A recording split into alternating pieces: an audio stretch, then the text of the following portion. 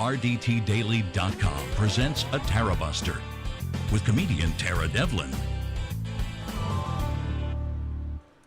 All right. How's it going, guys? Okay, yeah, what a question. Yeah, I don't even know where to begin. My name is Tara Devlin. Thanks for hanging out. This is unapologetic liberal talk on the right side of history, decency, dignity, and democracy. And yeah, I think we need a bit more of that. Not sure about you, but I'm a little bit tired. I wasn't sure if I was going to do a show tonight, but yeah, I don't know. We'll see how long I can last. I've said that before, of course, and then we've had a 4-hour show, but I don't know if I can muster that, frankly. And I think, if you're like, what am I saying? If you're on any other channel, come on over to youtube.com/C for channel/Tarabuster to hang out in the greatest chat room on the face of the earth. And I'm not being hyperbolic. I'm not exaggerating. And it's a community of normal people, and sometimes trolls slip on through, but then we have some moderators who keep them in line and get them the hell out of here. And yeah, I think we need a little bit of a get together, so that's why I'm doing the show tonight. I see the chat room is filling up with our amazing Tarabuster community. So, and this is that's why I thought, let's do the show. I'm not in a good mood. My eyes are like all bloodshot, and I didn't really sleep well last night, and I'm feeling very tired, and I'm just exhausted. I don't even know what to say about what. Well, I do know what to say. Let's not kid ourselves. I do know what to say. It's the frustrating part of living in this country is it is like Groundhog Day. And the only question is at this point is one I've been asking for years. How much longer? How much longer are we gonna take it? You know? So excuse me. Already, it didn't take hours for the same old tapes to play with the Republicans, and I wonder how long it'll take well, let me just first of all. Sorry, guys. If you're new to the show, this is unapologetic liberal talk on the right side of history. Like I'm saying, my name is Tara Devlin. And what was I going to say? Yeah, we're on SoundCloud, iTunes, Stitcher, Apple. Give the show a good review. FY Nation, Rokfin.com. That's where we are. We're on all these channels. And if you're listening to an old podcast, if you're back in time, maybe you're in the future. I guess you will be in the future eventually. But maybe you're in the future, real far ahead future. But we're talking about yet another school shooting. And even those words together make me sick. They make me want to vomit. And I know what the problem is. And nobody is, and look at my neck. That's probably, I have that. It's called dermographia. It's not good.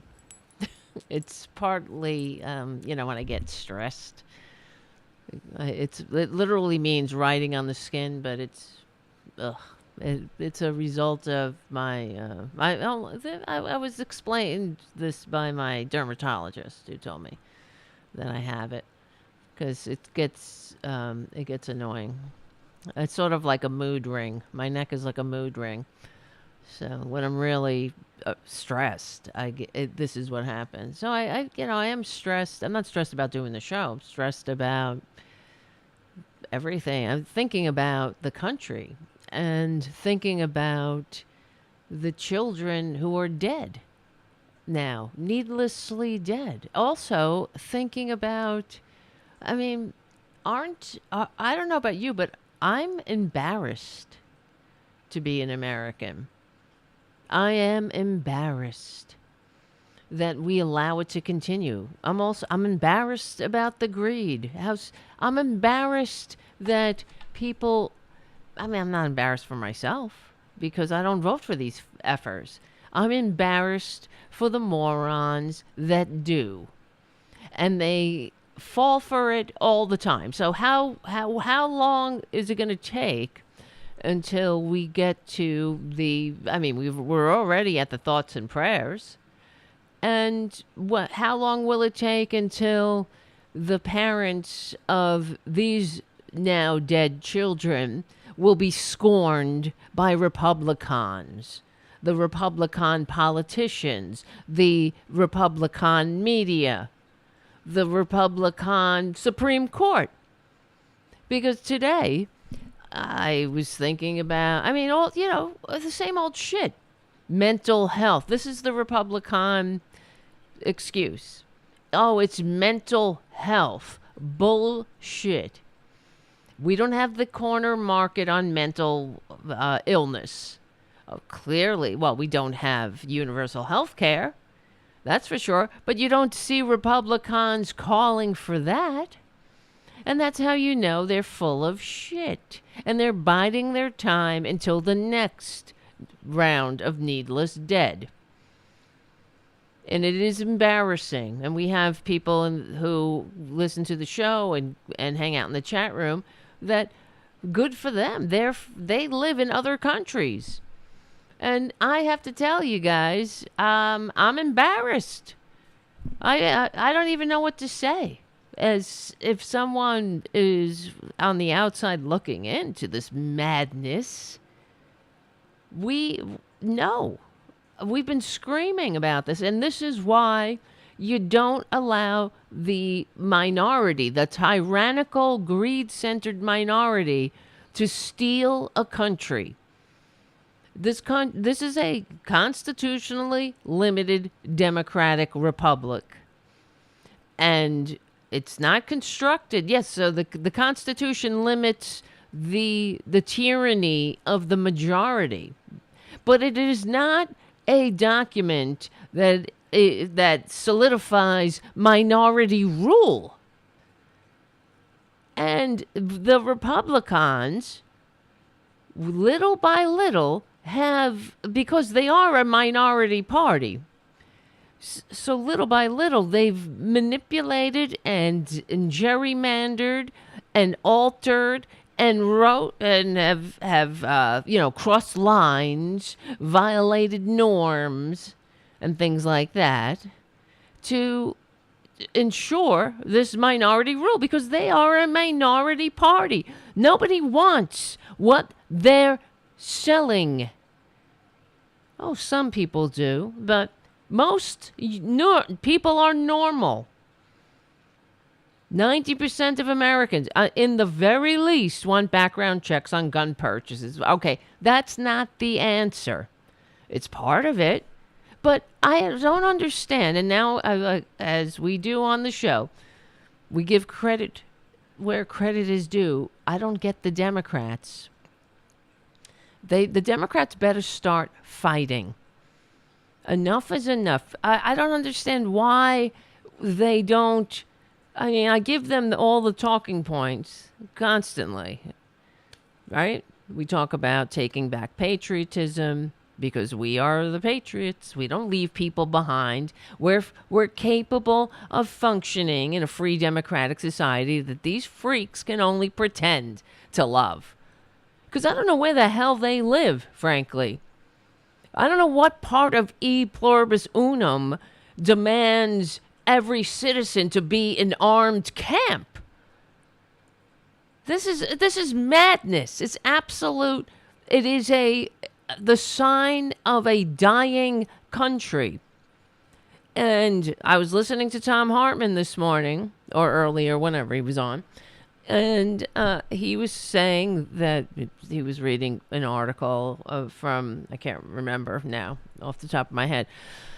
I wish I had written it down or something, but and he was saying a woman wrote, who is a she is an expert in authoritarianism, and she wrote that the Republicans will not do anything. They will never do anything about this because they want the death. They want it and yeah, I agree. They want it because it will usher in authoritarianism and fascism. Yeah. So minority rule. It will solidify minority rule. And I agree 100%. They will never do anything because they know they need to keep the American people divided. They need the American people to think they're living in an armed camp. Hold on, let me lower this a little bit. Not just think they're living in an armed camp, but act like it. I mean, where do you live? What kind of country can have its citizens walking around as if everybody is the enemy? You know, literally walking around in body armor. You go into a effing supermarket. You can't even do that.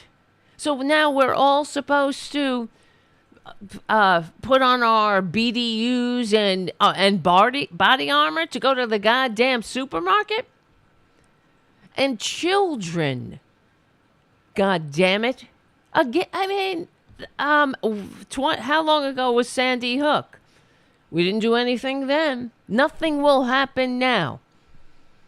The Republicans have already told us that nothing will happen in so many ways because they want to destroy this country. And I'm talking about the democracy. They hate it. They've always hated it. Look at how they behave. If they were participating in democracy, they wouldn't walk around and act. They wouldn't pull their dirty tricks. They wouldn't act like they have a mandate for their filthy fascism. And that's what they do. Right. And yeah, I don't know. Where do I begin? They're filth. They're absolute filth. And okay, well, we'll start with Beto O'Rourke. Many things. I'm all over the place, but Beto O'Rourke interrupted Greg Abbott's press conference today, and good. That's what has to happen. But the Republicans, I don't know if you've noticed, they're outraged by this. I'm sure you've noticed, but in case you missed it, they're outraged, and I find it telling that these freaks are more outraged that Beto O'Rourke interrupted a meeting. They're more upset that he disrupted a meeting of these useless, greed-centered ghouls, blood-soaked NRA puppets, Ted Cruz, Greg Abbott. They're more upset that he interrupted the meeting than they are about the massacred children. Now, earlier today, I tweeted and I posted on the Tarabuster Facebook page that, I don't know. It's not up to me. These are not my children who are murdered. But it's about time. Why don't we parade the Lauren Boeberts and the Ted Cruzes and the Greg Abbotts into the classroom and make them clean up. Make them gather the bodies, the decimated bodies of third graders. See which part goes where, you pieces of dirt.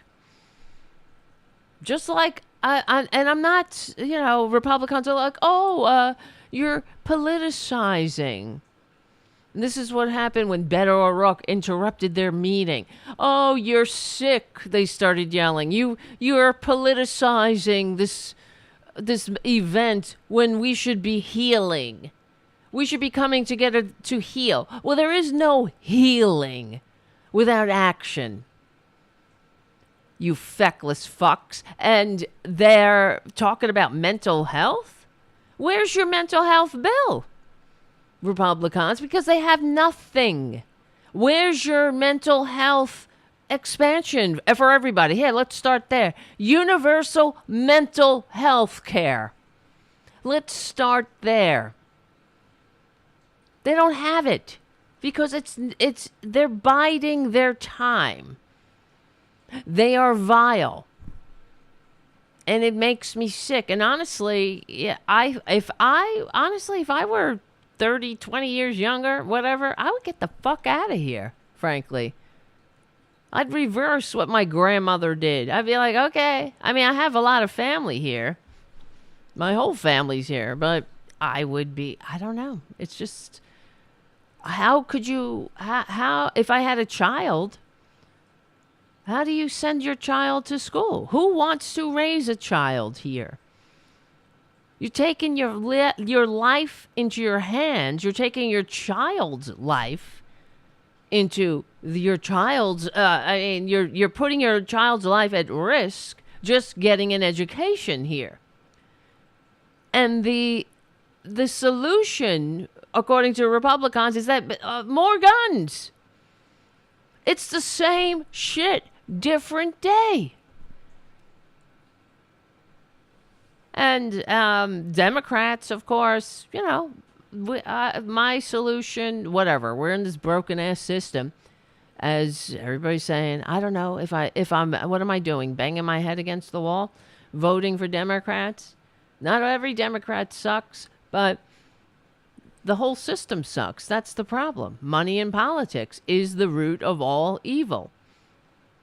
We need to get more progressive politicians in there. The ones in the progressive caucus who aren't taking corporate blood money. They're not in bed with their masters. They're not doing the bidding of these filthy, filthy, inhumane wastes of human DNA. And I'm not kidding, man.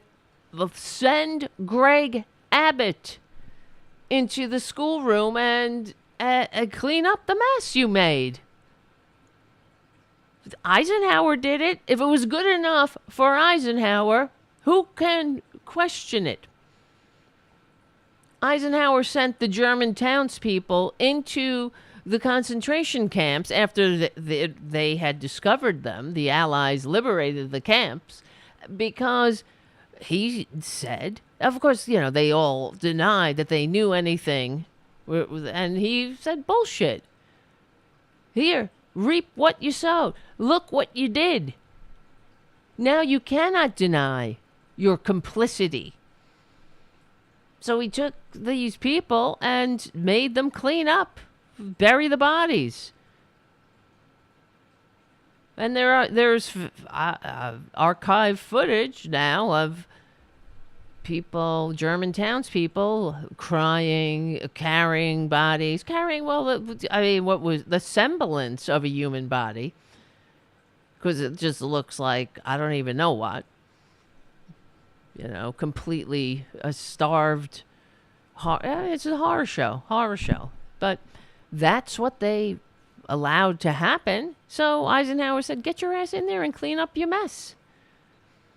When will the party of personal responsibility take some responsibility?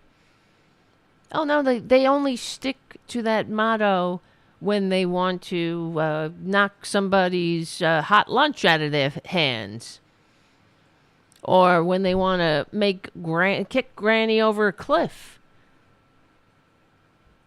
Deny health care, deny living wages, deny unemployment insurance. Party of personal responsibility. Oh, God. I've been asking this question for years. How much longer? How much longer are we going to take it? And the thing that discourages me, of course, the Democrats are pissed off. Good. And keep interrupting them. Never give up. Never back down. Never apologize to these monsters. Because that's what they are. They're monsters. They're already starting with their antics. These kids are not even in the ground. And they're talking about conspiracy and false flag. And, that's not even the fringe anymore, frankly. That's Alex Jones, who has a direct line to the White House when the filthy fascists were in charge, despite receiving fewer votes. This is where we live? But the I haven't heard anybody say money in politics is the root of all evil, but I have heard, Joe Biden saying that, talking about standing up to the gun lobby. Why do we even have a gun lobby? Why? Lavender Liger on the chat. Bring in the producer. He's in the bedroom. He's not happy. I had to trick him into the bedroom. Maybe, I don't know. He's a pain in the ass. I got to get him on his medication.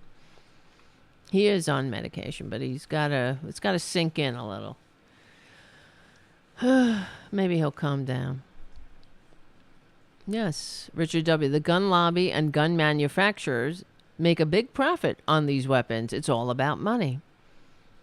So I haven't yet heard any Democrats say what part of well-regulated don't these freaks understand?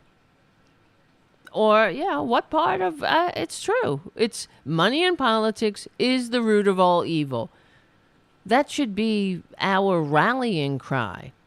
And since it isn't, and since, of course, there are a lot of greedy ghouls on both sides of the aisle, the Progressive Caucus, as a rule, doesn't take corporate PAC money. I'm sure they take all other kinds of money, but there's I know for a fact AOC doesn't take any money. Only takes money from people, normal, regular people. So, and Bernie Sanders and politicians like that. So they're going around the corruption, but it's not enough. So we have one party completely sold out. They're just, how do they sleep at night? Really, how do they sleep at night? And worse than that is who votes for them? How do the people who vote for these pricks sleep at night? I wonder. I don't understand it. But before I continue, I see some super chats, so I just hit myself. Thank you. Oh, geez. Thank you, Richard W., for your super chat. Another great show, Tara. Thank you. I don't know how great it's going to be. It's really kind of a gathering for, therapy, frankly. I know I don't know, I won't speak for you guys, but therapy for the resistance. I thought, in spite of the mood I'm in, I figured we should get together and kind of process what's happening and get mad, get angry, get motivated. Well, we are motivated. I'm just doing. I have like a hair on my arm. I can't find it. It's annoying me. That's what happens when you have hair everywhere. So everywhere I got 3 cats is hair. Everything is hair. Hair is everywhere. Where's my other cats? I did see Ray go by. Ray. Where are you, honey? Ray. See, you don't listen. Ingrate. Completely in ingratitude. And thank you, Jim, for your super chat. As always, thank you so much. Thank you, Steve Brown. Went to Facebook jail for criticizing the fascist government. Shame on me. Not, those bastards. Well, that's what happens on Facebook. That's why Republican Dirty Tricks, the Facebook page, and the page, by extension, was murdered by Facebook. I've told you guys, because the guy who used to post was part of our little, whatever crew, our small crew of people that worked on the site, was constantly posting pictures of Nazis. Not in a good way. Not saying, "Hey, be a Nazi." The message was, "Don't be a Nazi." But the algorithm just saw Nazis, and we got numerous strikes. I don't know how many. I don't know how many times I said, "Do not post pictures of Nazis." But it was too late now. Now this page is dead. So obviously, I'm not bitter. Just irritated when you think about it, right? Even when you don't think about it. How many times you got to tell somebody, don't post a picture of a Nazi? I don't care if it says, they'll have some quote from Joseph Goebbels or something with a picture of Joseph Goebbels. It's not glorifying him. It's like saying, don't let this happen here. But the Facebook machines didn't know the difference, and I guess that's bad. Now, to me, and we've had this conversation zillions of times, but if we don't want a fascist takeover like what we're experiencing, we need to be hyper vigilant against any form of Nazism or fascism. That's my opinion. So all the more reason to learn the lessons of history, but oh well, Facebook doesn't like that. Yes, RDT Daily is now Tarabuster. That's what I said. I'm like, fuck this. I'll just concentrate on the show, Anyway. And Errol Thomas, thank you for your super chat. Any reason why Republic clowns want everybody to live in their world of idiocracy? Well, that's because they are cowards, and inherent cowards, and there are scientific verified studies backing this up. So they don't want, they see the world evolving. It's inevitable. It happens, and they can't keep up. So instead they get mad, like children. They're like, I can't do it. And instead of asking for help that they desperately need, they lash out because they're dumb. They're dumb. And yeah, it's easier. Anger and stupidity and being an asshole is a lot easier for them. For some reason, I don't understand it, but I would think it takes less energy not to be a dick, but also the rewards are better. You know what I mean? I don't know what they get out of being a bunch of assholes, being cruel. And that's the other thing. I wish the Democrats would listen to the show and take my advice. You don't have to be as salty as I am, but take our talking points, it's not just true, but that's how you have to sell it. Like, for example, I'm looking at my Twitter page. Hold on. Because I tweeted something. As always. Always tweeting. Where is it? There was one of these filthy fascist Republican monsters was like, how just boasting about how delighted they were, making liberals upset or something, Let me see, where was it? Anyway, it doesn't matter. And I responded to them. What part of E pluribus unum is, giddy about upsetting your fellow Americans? That's what you're happy about. Oh, they were reminiscing about Trump's victory over Hillary Clinton, which, received fewer votes. Okay, come on. She received more votes than any other candidate. If I'm not saying this correctly, let's see. Hillary Clinton, more votes than, let's see what.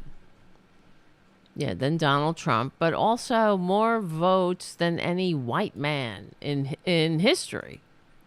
Well, of course, everybody was a white man up until Obama. Let's see.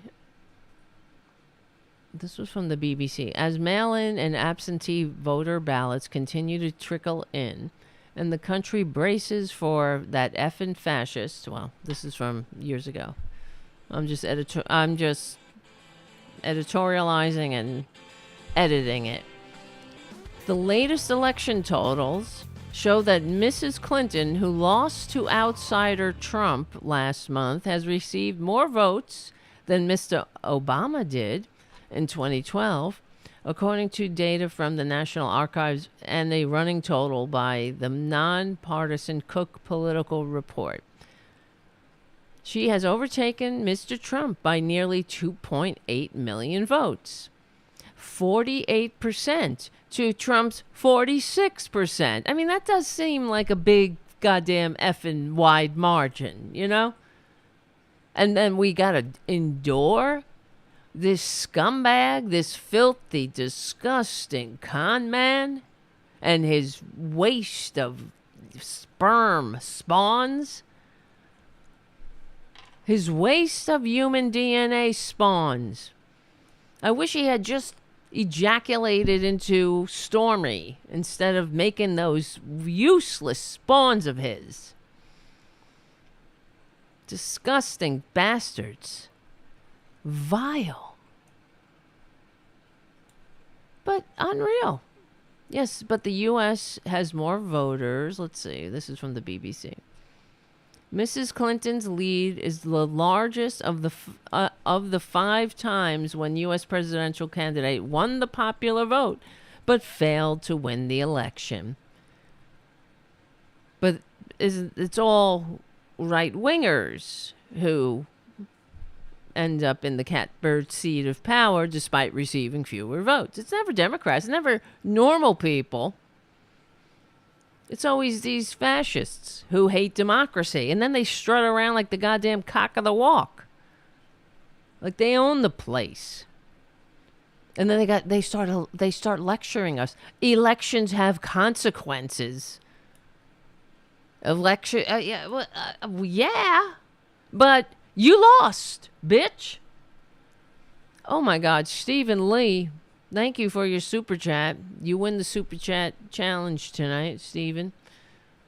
That's a lot of super chatting over there, kid.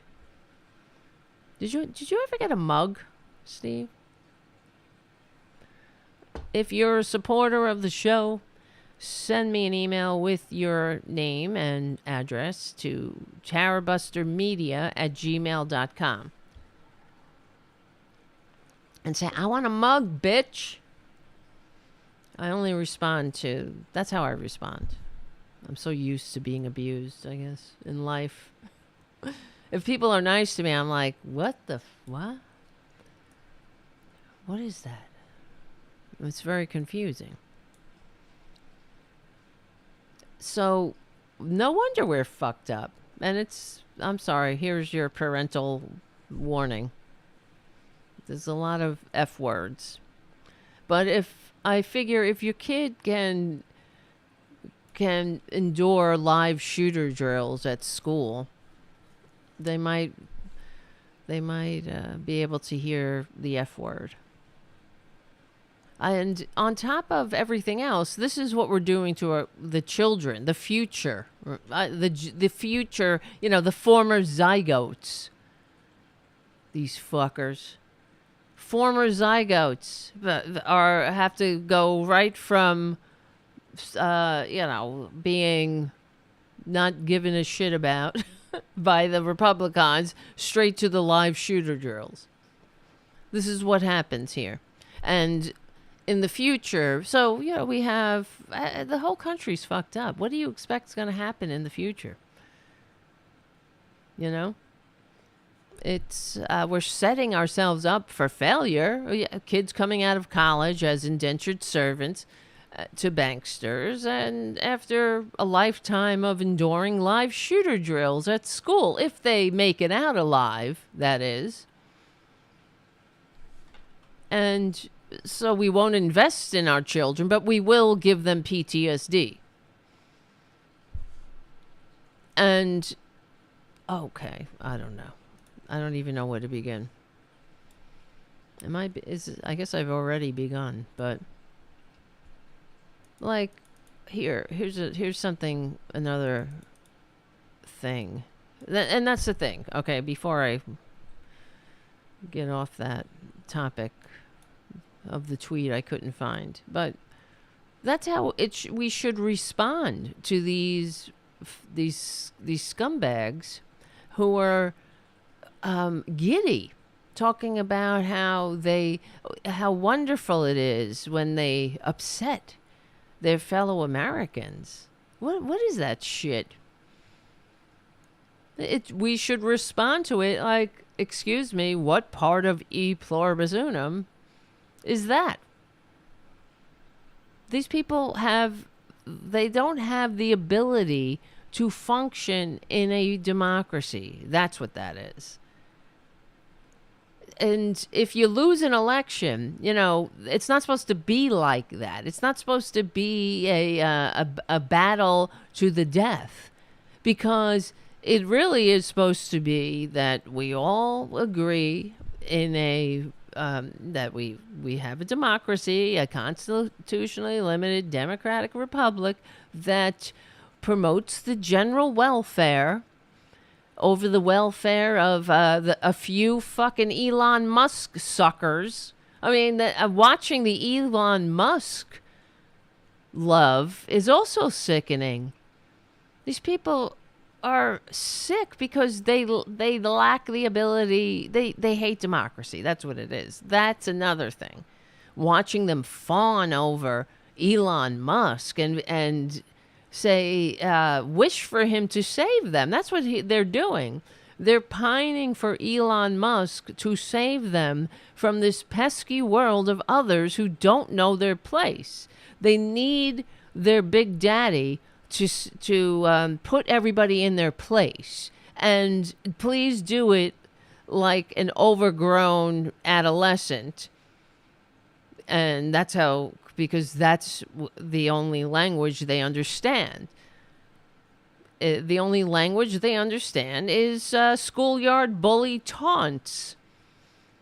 They're not interested in a discourse that discusses how to achieve, the general welfare, life, liberty, and the pursuit of happiness for the majority over the 1%. They have no ability to do it because they're fundamentally sick. They're spiritually sick, and Democrats better start talking about it. They should have started. They had to. They should have started yesterday. 10 years ago, 15, 20, when I was talking about it. Mike Malloy was talking about it, and Robin Kincaid was talking about it. The Democrats too busy, saying take back your party. Because we need this great Republican Party that's done so much good. They've done so much good, I can't think of one fucking thing. Jeez. Yeah. So, let's see. I'm looking at my tweets. I'm looking for this. Jonathan, thank you, Jonathan, on the Twitters.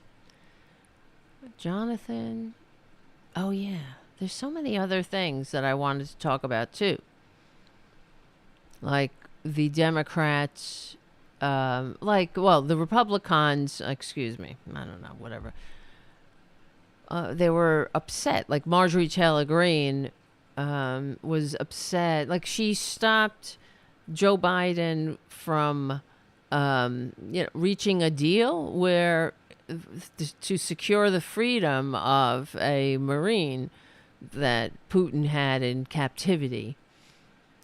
So he was held in Putin's Russia since 2019, and Marjorie Trader Green has, she's doing the bidding of Putin. Well, that's another thing I was going to talk about until 19 children were made prematurely dead. We can talk about that later. Hold on. Son of a bitch. Whatever. I will. Well, here, let me play this. Where am I going? Oh, yeah, here it is. And this is something that today we got to connect the dots. You know, Democrats, everybody's always talking about connecting the dots. And another thing that we talk about on the show is giving credit where credit's due. You know, why are these Republicans able to walk off into the sunset when the policies, the results of their policies come home to roost? No one ever says, oh, remember this, remember when they did that. So, you know, we're all supposed to be like a bunch of goldfish. Like they say, goldfish don't have any memory, or they don't have a very good short-term memory. Every time we turn around, it's like a new day. Each day a new beginning. Wait, hold on. That's good in recovery, but we're talking about, you know, what we getting to, past performance is indicative of future results. So I remember, so today when I'm watching Republicans play their bullshit game about, oh, we should be healing, this is no time for politics. How many fucking times do we have to hear that? No time for politics. You know what? It's politics that killed those children. Politics killed them. So what do you mean it's no time for politics? Oh, you're sick, Greg Abbott said to Beto O'Rourke. You're sick politicizing, and then all over Twitter, the bots, the Russian puppets and their dumbass retweeters were all like, Beto O'Rourke is sick. You know, whatever. I'm not a big Beto O'Rourke fan, but give me a break. These people are more outraged about a meeting being disrupted than they are about dead children. Oh, it's time for healing. Well, how does that start? Because we're still grieving what happened yesterday and the day before and the day before that and the day before that. And their excuses, or they don't have any solutions. One of them, of course, is more guns. If only. So what functioning society allows an 18-year-old to buy body armor and weapons of war? Okay? I don't understand what part of well-regulated, a well-regulated militia. That's the frickin' National Guard. You don't like it. You wanna masturbate into an M16. Join the National Guard. Well, if you do that, I guess they'll kick you out. But I mean, I did it. Why can't you? I don't know. Well, but I was also thinking, with enduring the same old shit. The pain is unbearable, frankly. The pain and embarrassment, and knowing that there are parents. How do you survive that? You send your child to school and they are massacred by an assault weapon that was were that nowhere else on the face of the earth this is allowed. So they got a freedom? They got a freedom to walk around with an assault weapon, but we don't have the freedom to educate our children. A third grader doesn't have the freedom to make it home alive. And the whole world is watching this madness. And the reason I'm telling the world, if you're watching, we know what time it is. It's greed. We're not dumb. It's not about freedom. It's about greed. Freedom my ass. What country, what free country needs this many weapons of war in the hands of civilians?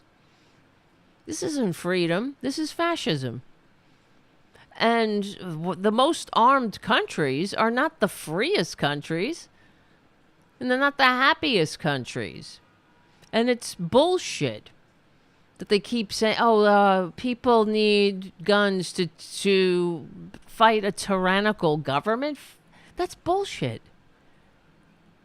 Because it's the tyranny that comes if you don't like the result of an election, you strap on your M16 or whatever, AK, whatever they call it, and you go murder people. Yeah, well, that's what happened. That's what we saw on January 6th. But I don't know. So during, whatever, I'm all over the place, I know. But during the, when I Like Beer Kavanaugh was being shoved onto the Supreme Court, despite his Trump receiving fewer votes and Moscow Mitch's dirty tricks. And, Kavanaugh has no integrity, and he's also a sexual deviant. So none of this surprises me, but I remembered when Fred Gutenberg, whose child was murdered, was made prematurely dead because she made the mistake of going to school in America, and high school, right? Yeah, that's what happens. High school, prom, first date, right? Run for student president or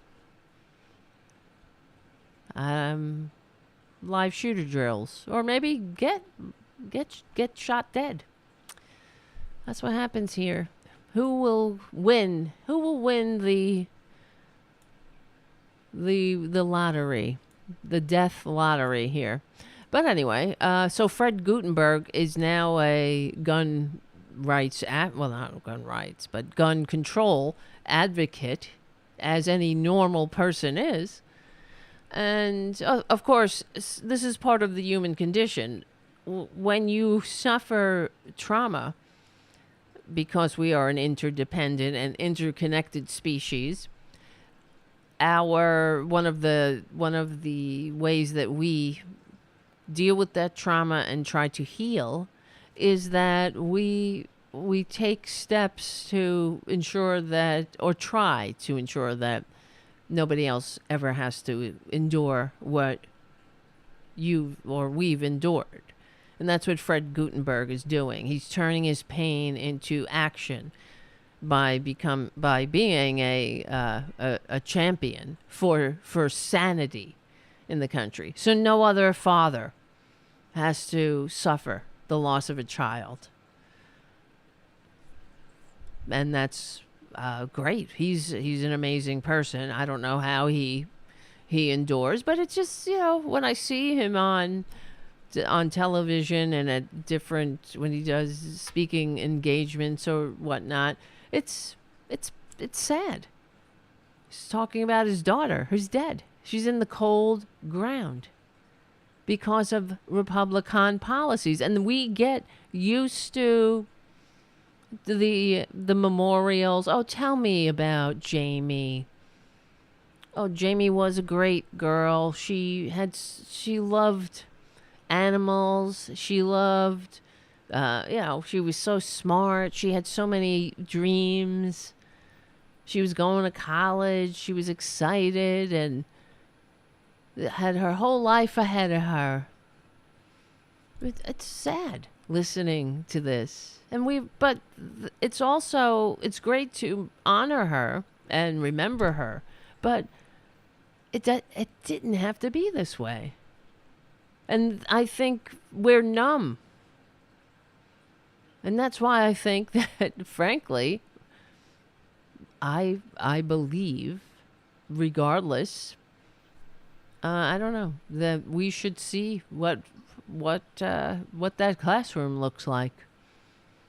And especially the likes of Ted Cruz, the likes of Greg Abbott, let them go in there. Let them be traumatized.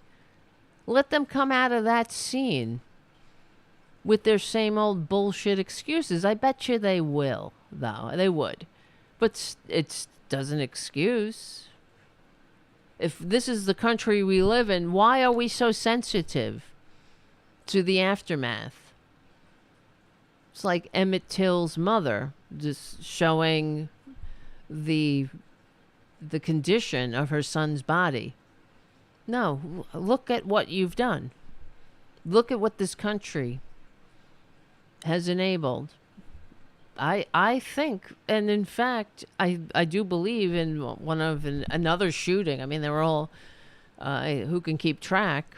There were parents, I think it was Parkland, where they were saying, some of the parents were like, show these pictures. Show the bloody school. Show what it looks like, the trauma.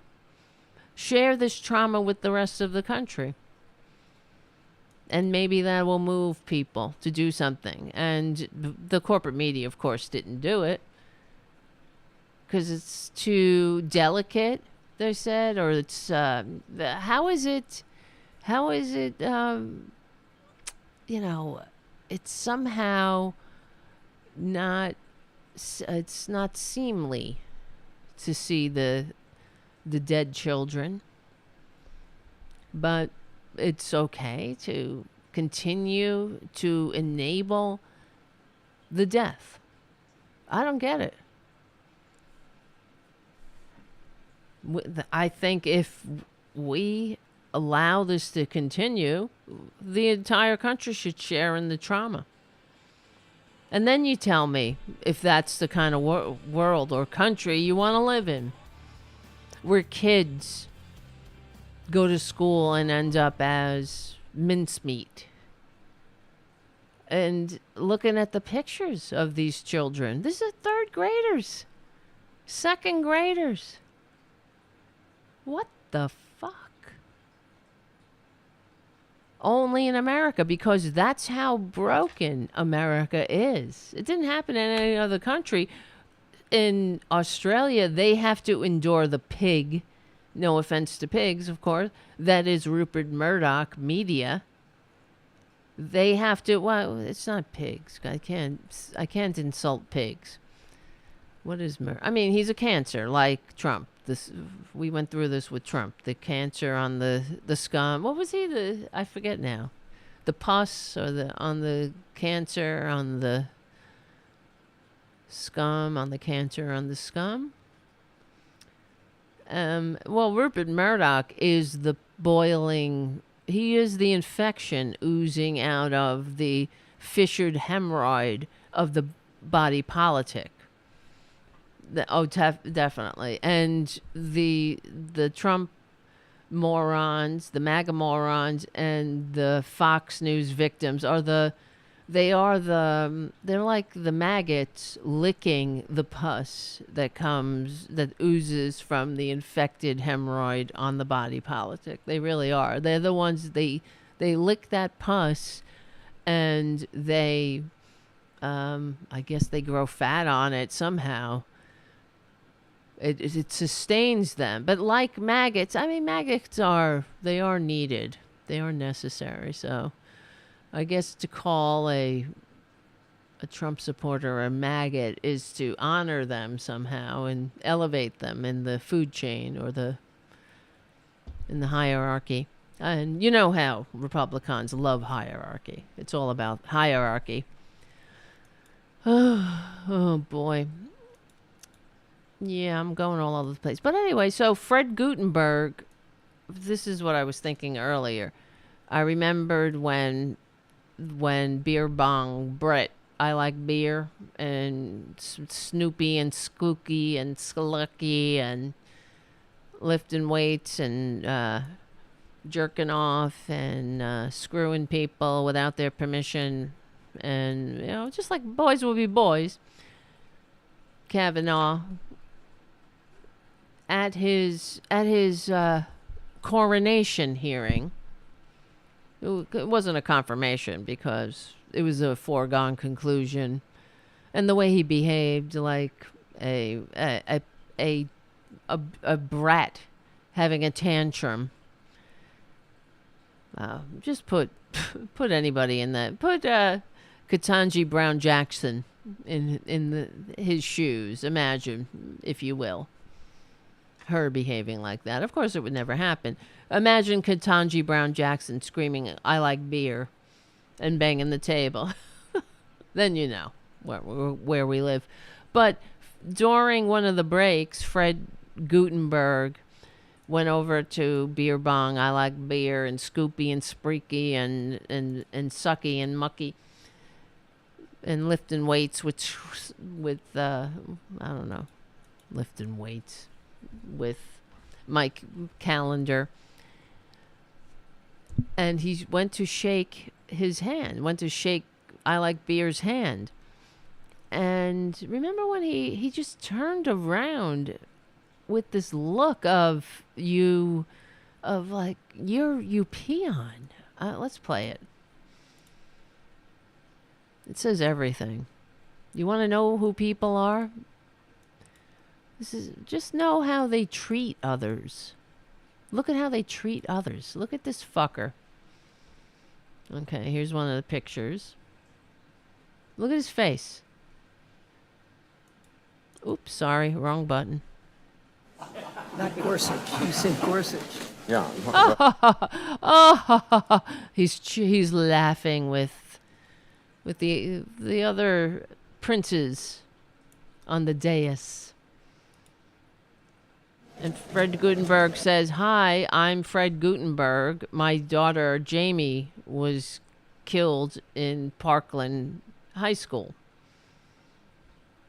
And look at Beer Bong Brett.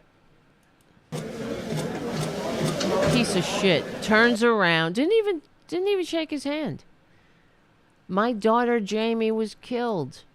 And he turns around like he's got shit on his shoes.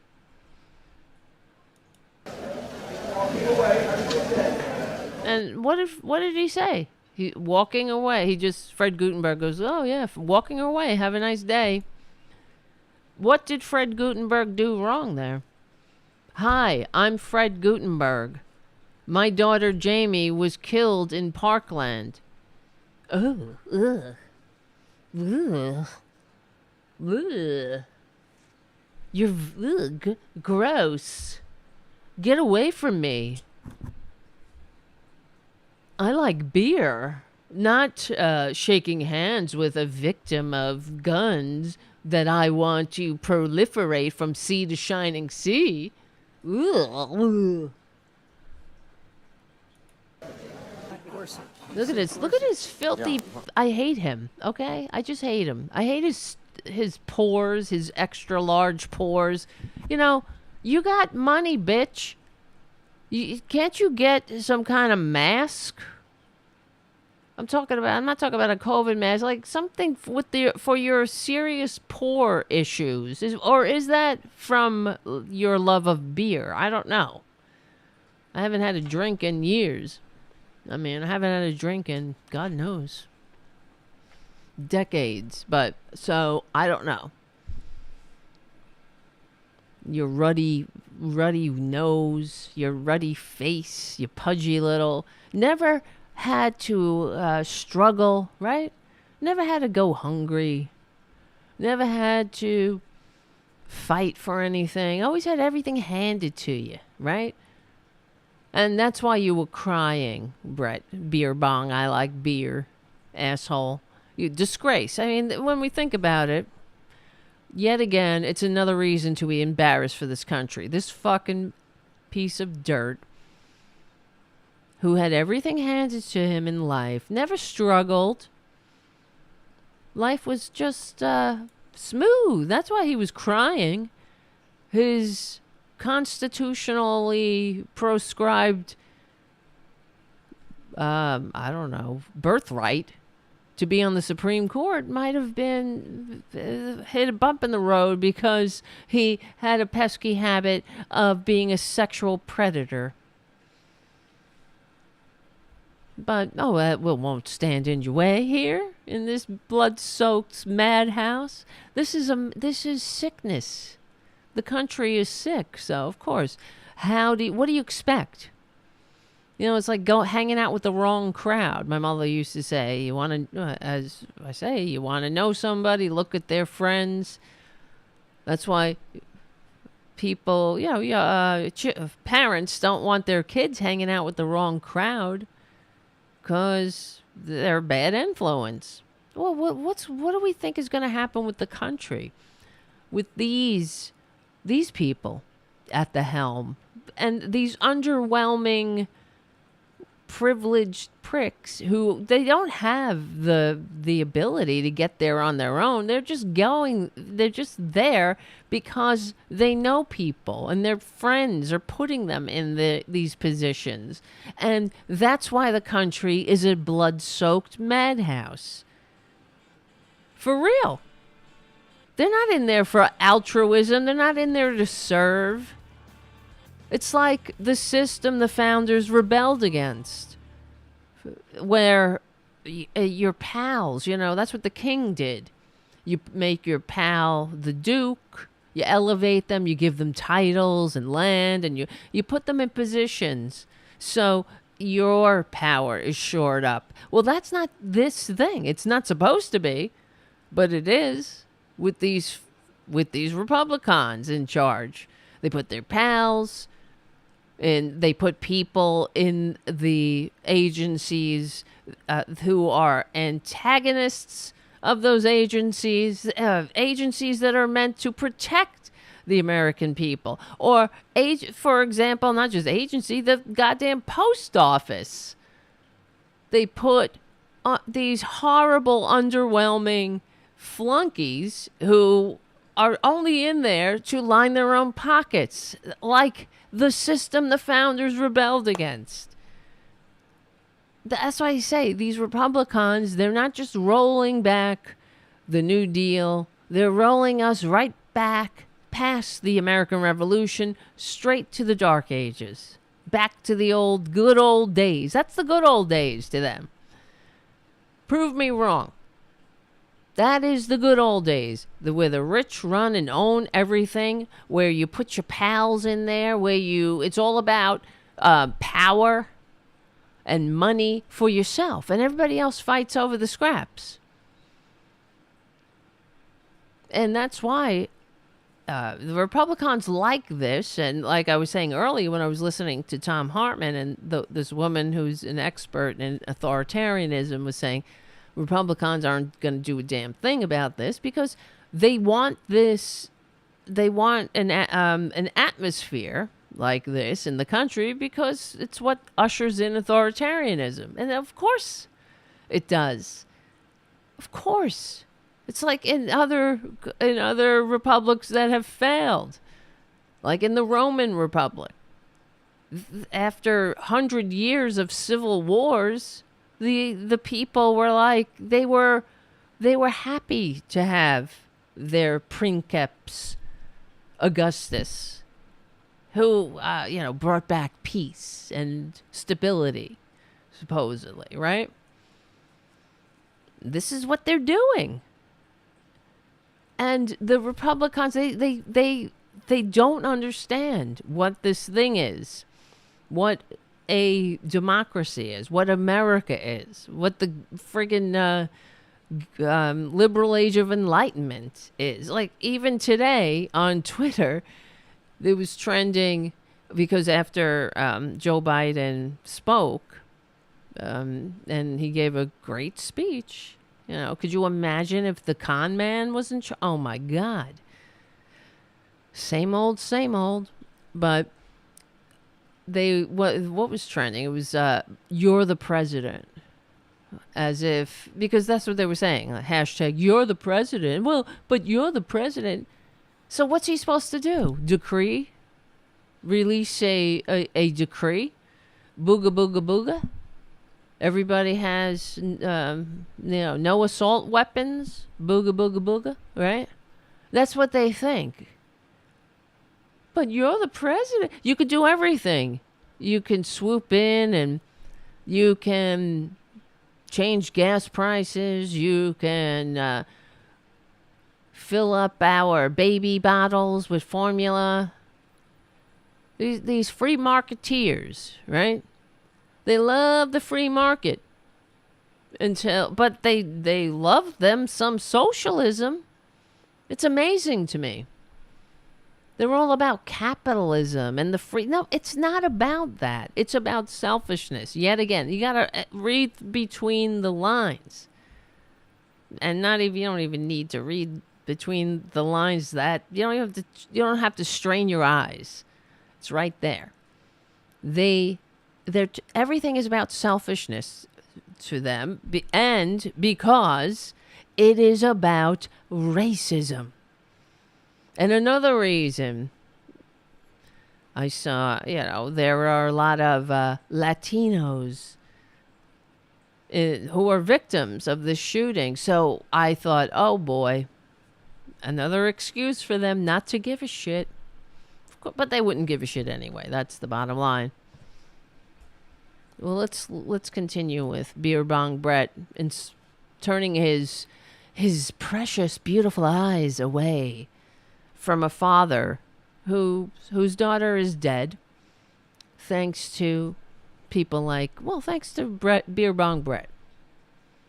What?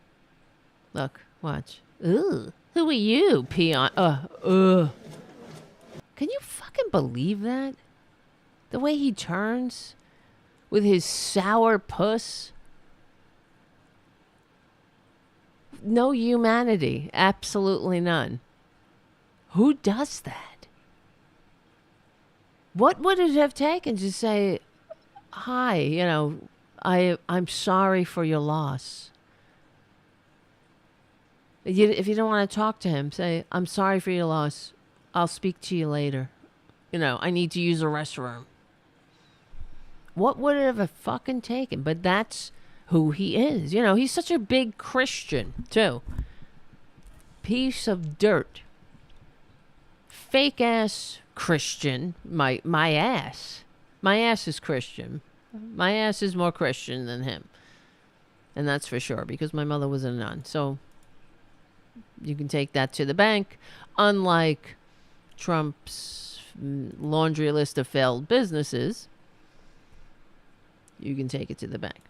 But, you know what I mean? It's like there's no humanity. Who does this? But that's what I'm saying. The reason I'm playing this, too, is to remind everybody this is the future. What's past is prologue. How long will it take for Republicans to turn their backs on the grieving parents? On every grieving family. We have 1 million grieving families from COVID, and they don't give a shit. 1 million. Embarrassing. Oh, great. Aren't we great? American exceptionalism. The fantasies that these fuckers weave just to put these racist pricks in a spell of self-delusion and self-destruction is beyond. It's amazing. Look at I don't understand how somebody who professes to love Jesus so much Look at his face. Oh, you're vile. That's what it says. Like, you're beneath me. And this piece of shit is lording over the rest of us for his lifetime. And what he's got no qualifications. You know, his qualifications are that he's a piece of shit. That's it. His qualifications are that he's part of the Republican dirty tricks machine. He was one of he made his bones going after Clinton. Revenge of the Clintons. Could you imagine? But this is what, I'm saying, could you imagine if any Democrat acted like that? It would never happen. Democrats are expected to act like adults, and if Republicans ever act like adults, they're heaped and they're just showered with accolades. Who was saying this? Someone. One of the disgusting right wing podcasters, Charlie Kirk, I think it was. You know, that incel was said, "Oh, it's time for background checks on gun purchases." Yeah, it's time for this is what we've been saying for years. 90% of the American people want in the very least, want background checks on gun purchases, and we don't have it because why? Because it doesn't matter.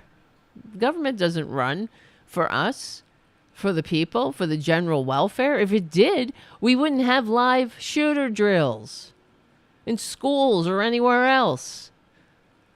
But so someone I was listening to, I think it was on Stephanie Miller's show.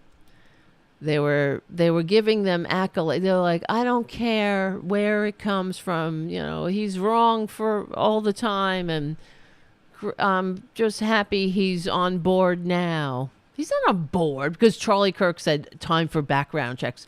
Fuck you, Charlie Kirk.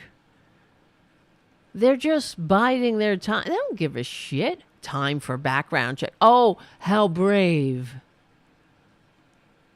Give me a break. I'm not giving them any credit. Give credit where credit's due. Okay, they killed children. They enabled the death of children again. And, I think about, I can't even imagine how these parents, how they live, how they will live. It's unreal. And I think about, wait, hold on. The music. Wait. I need a drink of Crystal Light. There was one of the fathers of a child who was murdered at Sandy Hook committed suicide.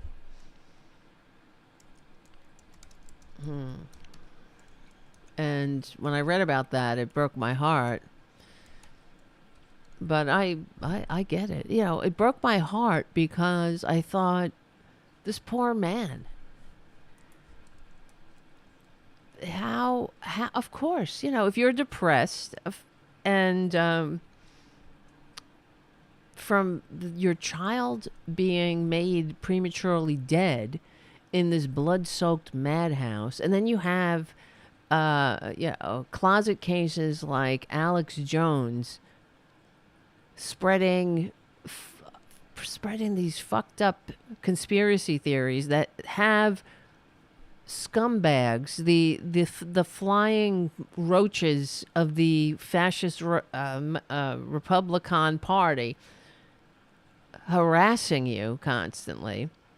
And I remember one of the things that Alex Jones said after Sandy Hook. He said something like, your dead kid doesn't trump my rights. This is the thing that your rights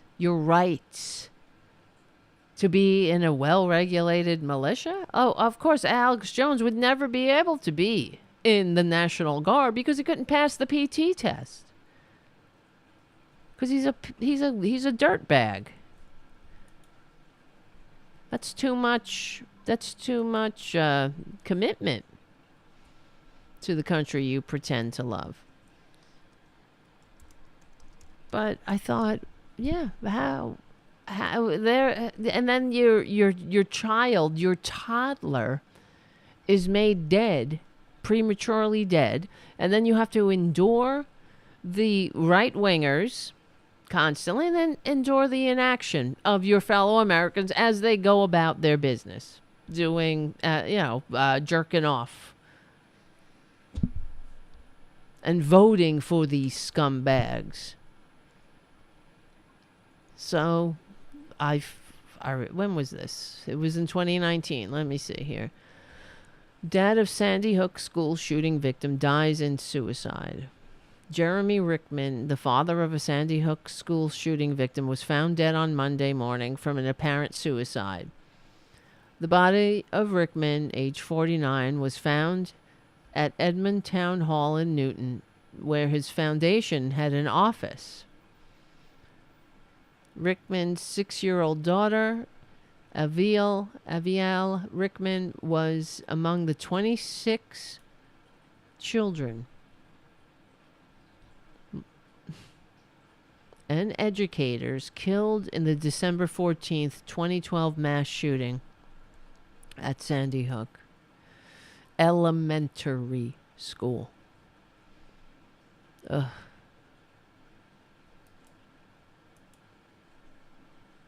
Jesus Christ. Here's a picture of this man looking at a picture of his daughter, the man who committed suicide. How do you survive that? How do you get through that? There's no compassion in this country. Then you have these fucking ghouls fanning out over social media, typing so tough behind the veil of anonymity because they're a bunch of cowards, attacking the Sandy Hook parents who are grieving their toddlers. Look at that kid. A child. An innocent child. But then we're going to hear about zygotes and babies. Babies' lives matter. That's what fucking Lauren Boebert tweets. Baby lives matter. You bullshit bitch. Babies' lives matter. My ass. Baby's life matters. No, it don't. Not babies, not toddlers, not adolescents, prepubescents, teenagers, young adults, middle-aged, senior citizens. None of these lives matter to these monsters. And they are monsters. Because how do you do it? And how do you behave like this? And sleep at night. And you know they do. They sleep like babies. That's the babies' lives that matter, right? That's what they're talking about. They're not talking about your baby or a baby. They're talking about the babies in the Republican Party. The overgrown babies who are unfit, the emotional. They all have the collective maturity of a schoolyard bully's taunt. That's it. Not even the bully, just the taunt. Babies' lives matter. If only. If only. For real. I wish the Republicans thought babies' lives matter. I wish the Republicans were Christian. They're always talking about God. God, keep God's name out your mouth, Republicans. God? No, you're talking about control and hate. and you want everybody to conform, and you want to make some pee-pee patrol. That's your God. Your God is really sick. You have a very sick God. He's not a God. He's you. He's an overgrown asshole like you with too much power. He's not even real, of course, but unfortunately, Republicans are, and always, they hide behind this fake ass Christian bullshit. But I say, if only you were actually Christian. My God, look at this.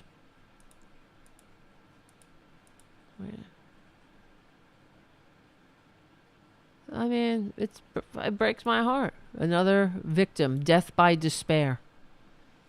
How do you not despair? Look at these people. They're never the same.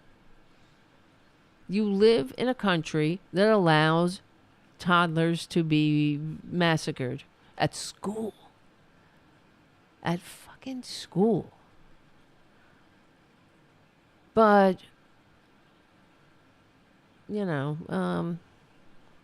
babies' lives matter.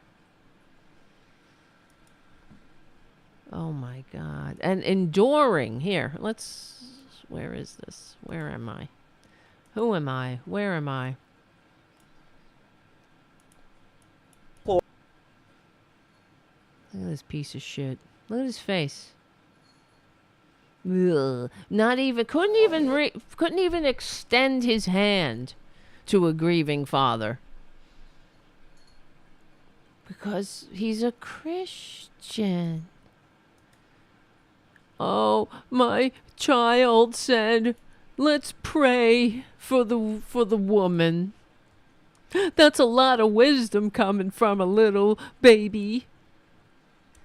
Remember during Kavanaugh's hearings? Crying about, we were praying. My wife and I were praying with my daughter. And she said, let's pray for the woman.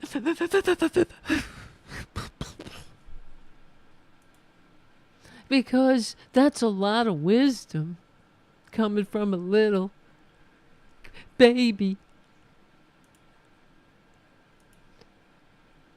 But here's a father whose baby, I guess her life didn't matter. Many nights I worked out with other guys at Tobin's house. Yeah, you sure did. Look at her. Yeah, let me take a drink. It's very, very, it's very emotional with Tobin. But when a father whose daughter was made dead by the policies that I promote and now will expand, because I'm the Lord and Master of all ye survey, whether you like it or not. Oh my God. I'm going to get all choked up about Skeeby and Scooby having scabies at Scoobies and Squibbies. But if your father whose dead daughter is in a cold, early grave, I will not extend my hand like Jesus would have done, right? Great quarterback on our football team. Oh. And his dad ran workouts. Oh my God. It's very emotional. I can only imagine those workouts. Scooby and Scabby and Scabies. How they... What's with the cheek? The tongue and the cheek. Oh, my dad.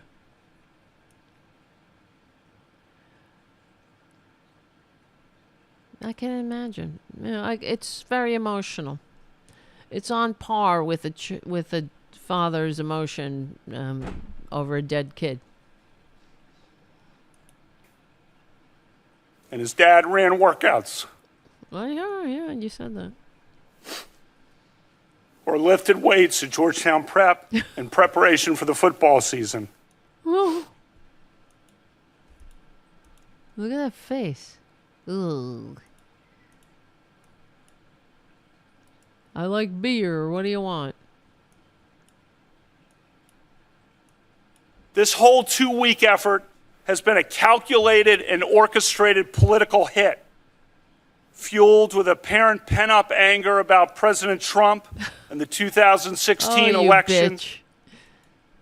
fear that has been unfairly stoked about my judicial record, Yeah. revenge on behalf of the Clintons. All right. We don't need to go down this memory lane, but we will. Yes, we drank beer. My friends and I, the boys and girls. Boys and yes, girls. we drank beer. You know, see how I we're... liked beer. You see, Still I hung out with girls because, you know, I'm just a regular guy. I had some boys and girls friends. I would never rape anybody. Yeah. Sure you wouldn't. Beer.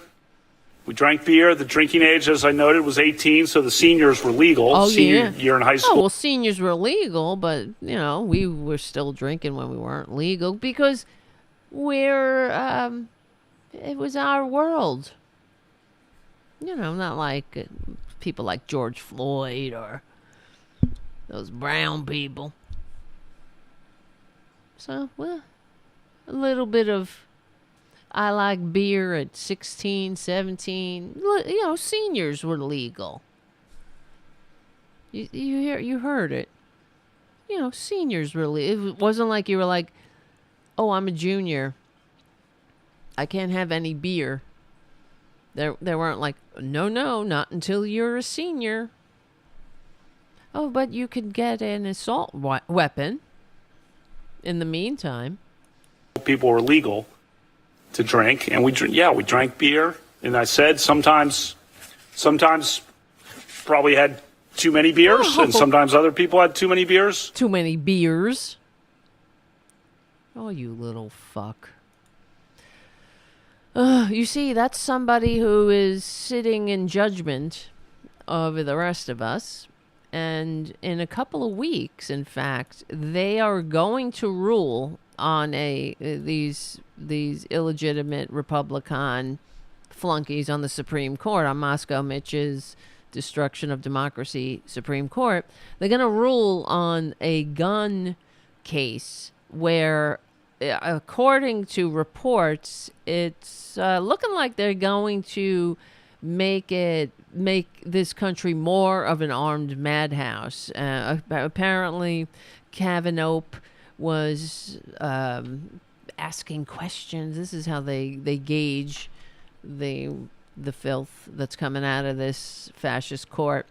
And he was asking, like, oh well, if there's if it's in the Constitution, who are we to limit this right?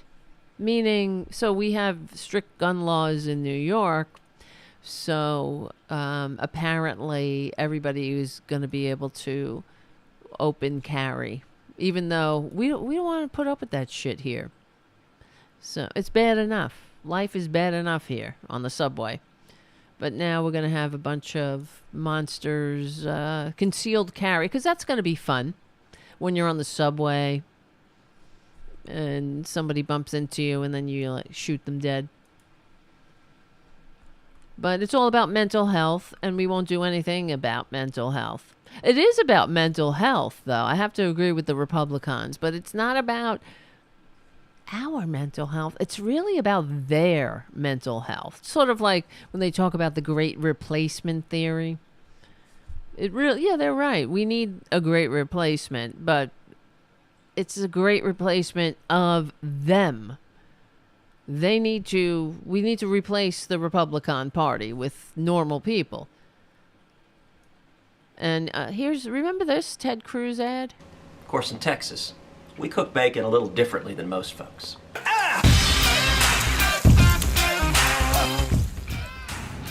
Isn't he a piece of shit?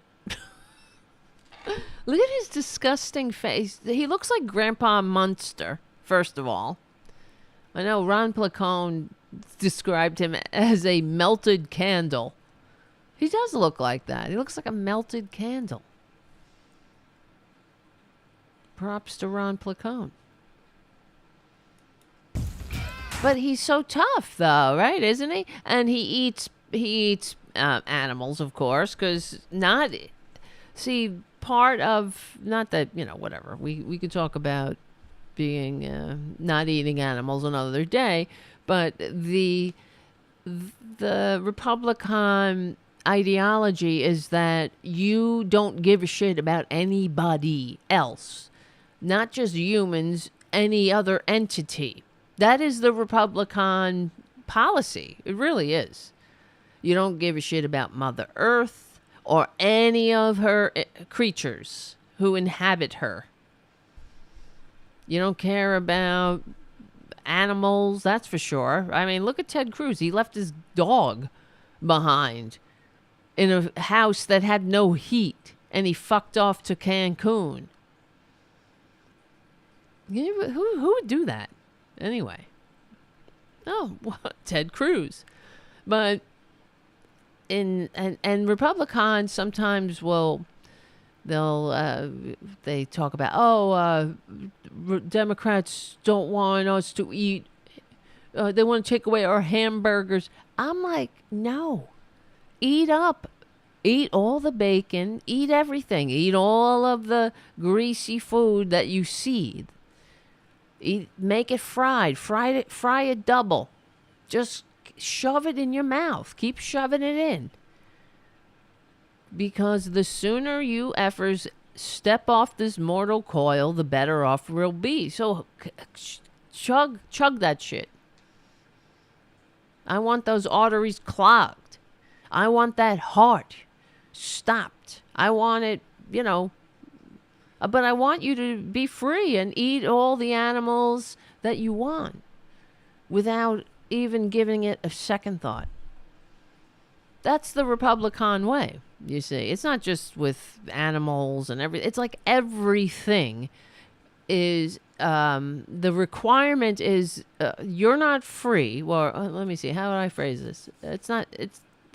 Well, first of all, if you think about something before, let's say if you think about, if you have a little bit of empathy and you don't, let's say, want to, participate or in whatever, eating animals because you feel bad and you think about it, you're too woke, But it's also, if you think about anything, that's wokeness. If you think, you're woke. And you can't have that, so you have to shove shit unconsciously into your gullet until you explode. And then you're free.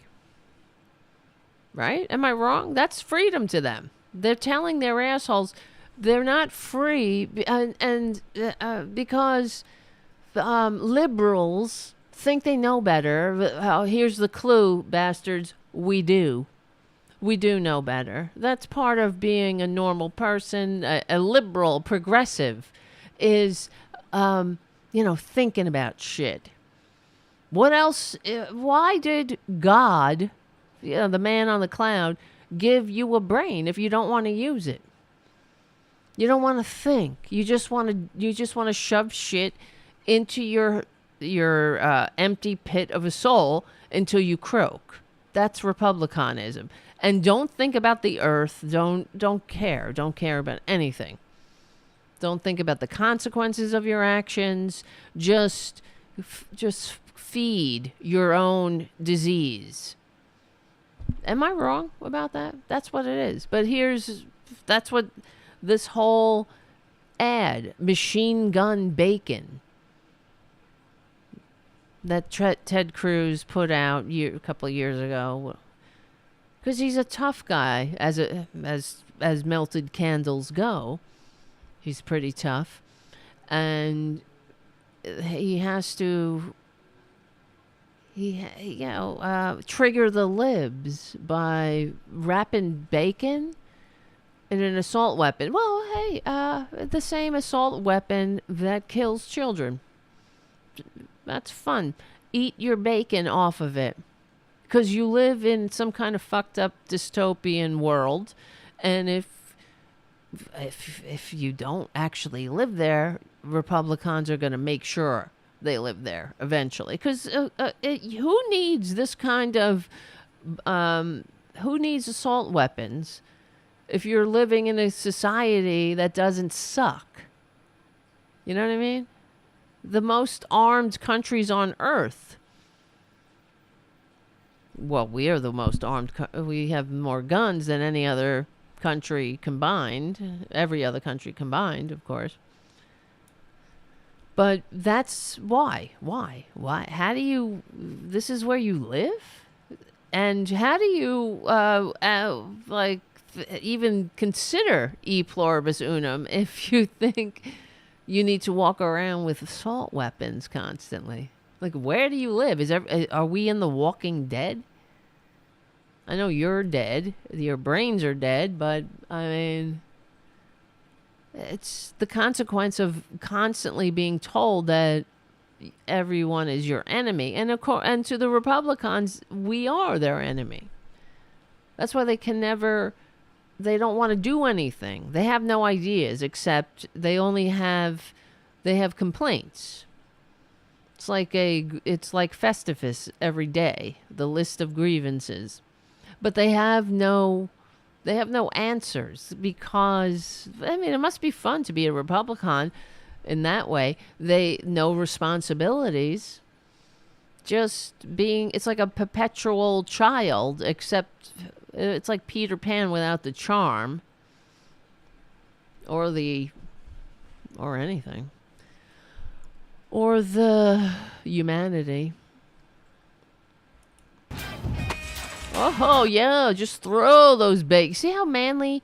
Yeah, we throw bacon in our carts. If you're woke, you place it. You place it down nicely. But they're like, yeah, I throw shit. I'm a man who looks like a melted candle. Oh, all that bacon. Why are you getting all that? I don't understand. 3 different brands? I suppose it's... Maybe this is, an appeal for money. That's probably the calculating thing that he did there. Of course he did. Well, I'm sure they had a discussion. When we do this machine gun bacon ad that's going to trigger the libs because we love America and e pluribus unum and shit, then what brand of bacon are we going to put in our cart when we fake shop for this? Let's see. We need to suck on as many corporate teats as possible. So put in all the brands you can. Make it, none of those no frills brands. Just all the brands that I might want to fillet. You know that's why. I mean, why would you buy bacon of all different brands? Everything is about money for them. It's not about serving the people. They want to divide and conquer the country. Yo, look at me. I'm a man. Why don't you wrap that around your dick?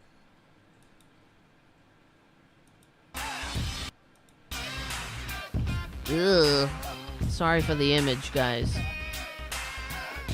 Oh, it's so much fun.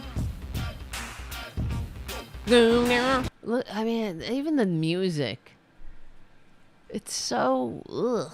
He's such a disgusting waste of air.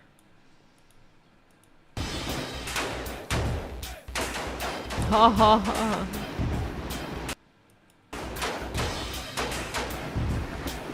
There's grease coming down.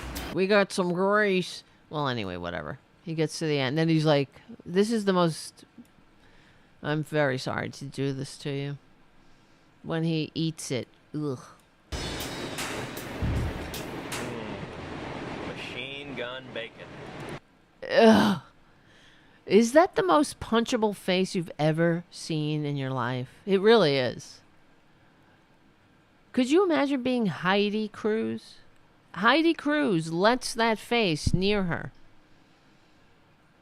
Heidi Cruz lets that face like near her face as she's being penetrated by this. Ugh. That's because, I mean, another Heidi Cruz has no dignity. I guess that's something they all share. They have no dignity. And, yeah. I wonder, who? Why? Why, Heidi? Well, how much do you hate yourself to be a Heidi Cruz? Tough guy, real tough guy, right? Yes, I know. Paradieu. The most hideous part is the acting, actually, yeah. Machine gun bacon. Well, why don't you take that smirk and go on over to the elementary school class and, clean up some bodies that you helped create. Clean up the corpses you helped make. Oh, and then Greg Abbott. What a piece of shit. Complaining about Beto O'Rourke interrupting the meeting. You're sick, he says. You're sick, man. It's like projection. They have to say that because it's what Republicans do. They need to change one of their taglines to "I'm rubber, you're glue." Whatever you say bounces off of me and sticks to you. But here, you want to see what somebody asked Ted Cruz? Of course, Republicans are being confronted from sea to shining sea, and Ted Cruz is a piece of shit. Here's Ted Cruz. You know what he blamed? The dead children on a door. I kid you not. It's not the assault weapons washed in this country. The fact that any scum-sucking incel can get an assault weapon and then be activated by stochastic terrorism through the likes of Rupert Murdoch's fissured hemorrhoid pus media. It's a door. The kids are dead because of a door. Do you want to talk about how we could have prevented the horror that played out across the street? Look, the killer entered here the same way the killer entered Santa Fe. Through a back door, an unlocked back door. Wow. I sat down at round tables with the families from Santa Fe. We talked about what we need to do to harden schools, including not having unlocked back doors, including not having unlocked doors to classroom, having one door that goes in and out of the school, having armed police officers at that one door. Do you want to talk about how we could have prevented the horror that played out across the street? Look, the killer entered here the same way the killer entered Santa Fe. Through a back door. Can you believe them? And the outrage, the mustering of the passion against the door. You want to talk about this? Somebody confronted him and he's like, hey, you look at me. I'm passionate about this. I know what's really wrong here. Pay no attention to the rest of the world and the fact that other countries that dealt with this kind of carnage nipped it in the bud after the first fucking massacre. But nobody ever said a door. It's the damn door. Well, what is it? It's because the good guy with the gun thing ain't cutting it, because there were good guys with guns that were killed right off the bat, just like in the Tops supermarket too.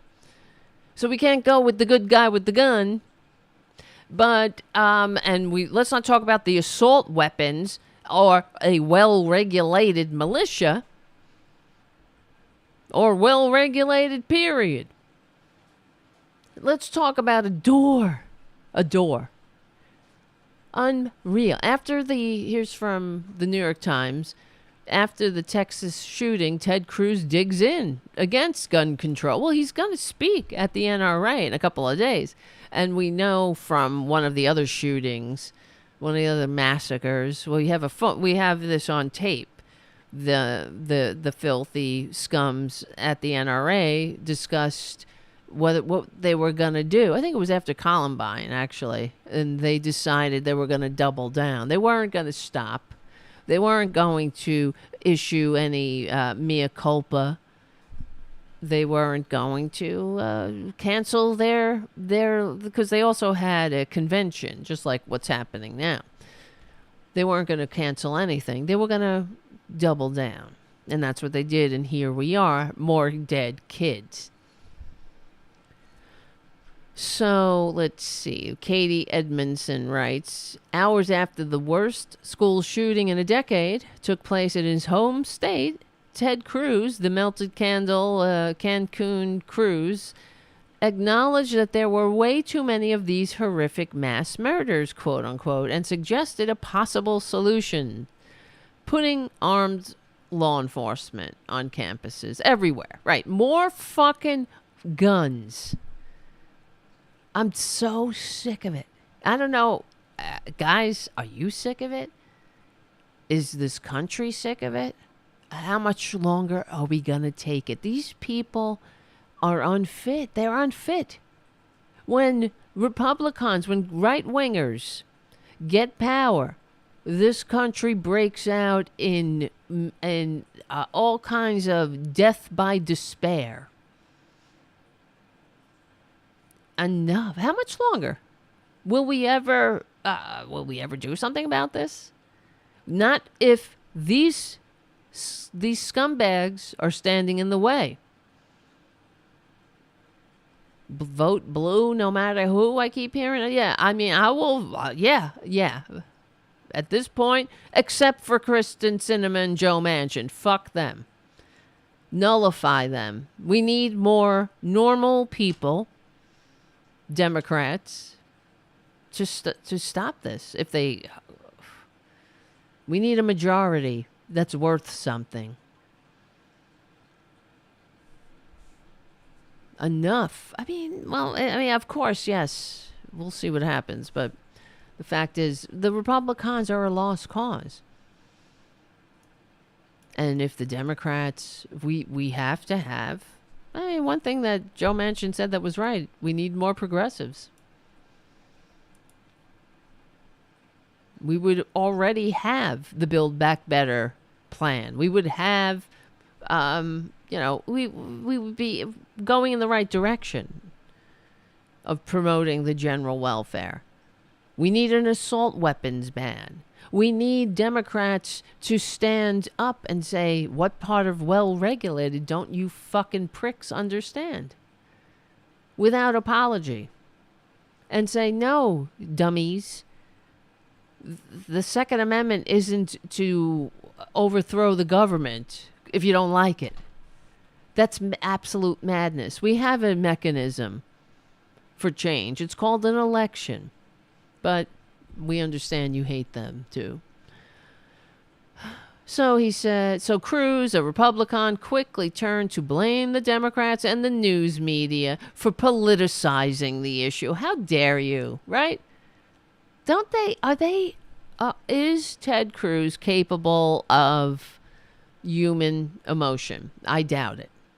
He must be some kind of sociopath, narcissist. He's got to be. And I really think there's a cornucopia of sociopaths and weak-minded, greed-centered scumbags in the right wing. There is no doubt. Because how do you do this? How? But, guys, who votes for this guy? Who votes for him? They didn't have to have Ted Cruz. They could have had Beto O'Rourke.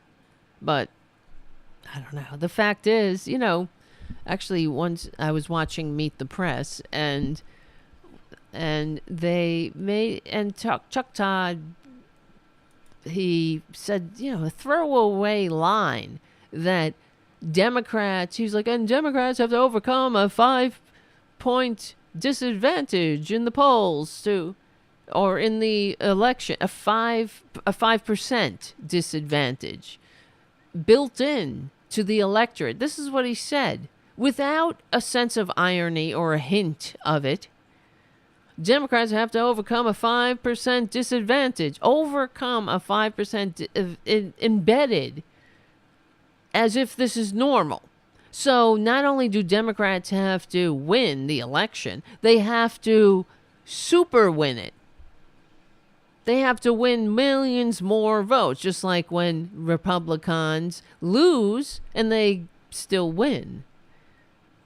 Just like when Hillary Clinton gets over 3 million votes more than the con man and she loses. Give me a break. So Democrats have to overcome a 5% disadvantage? As if this is normal. It's not normal. America doesn't want this. Do you understand that every right-wing government that's ever existed has sucked for the majority of people?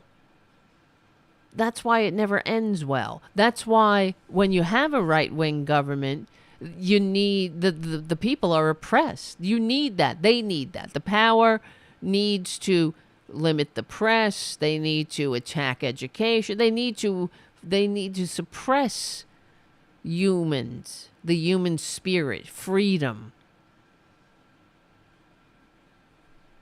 Because they need to rule with an iron fist, because most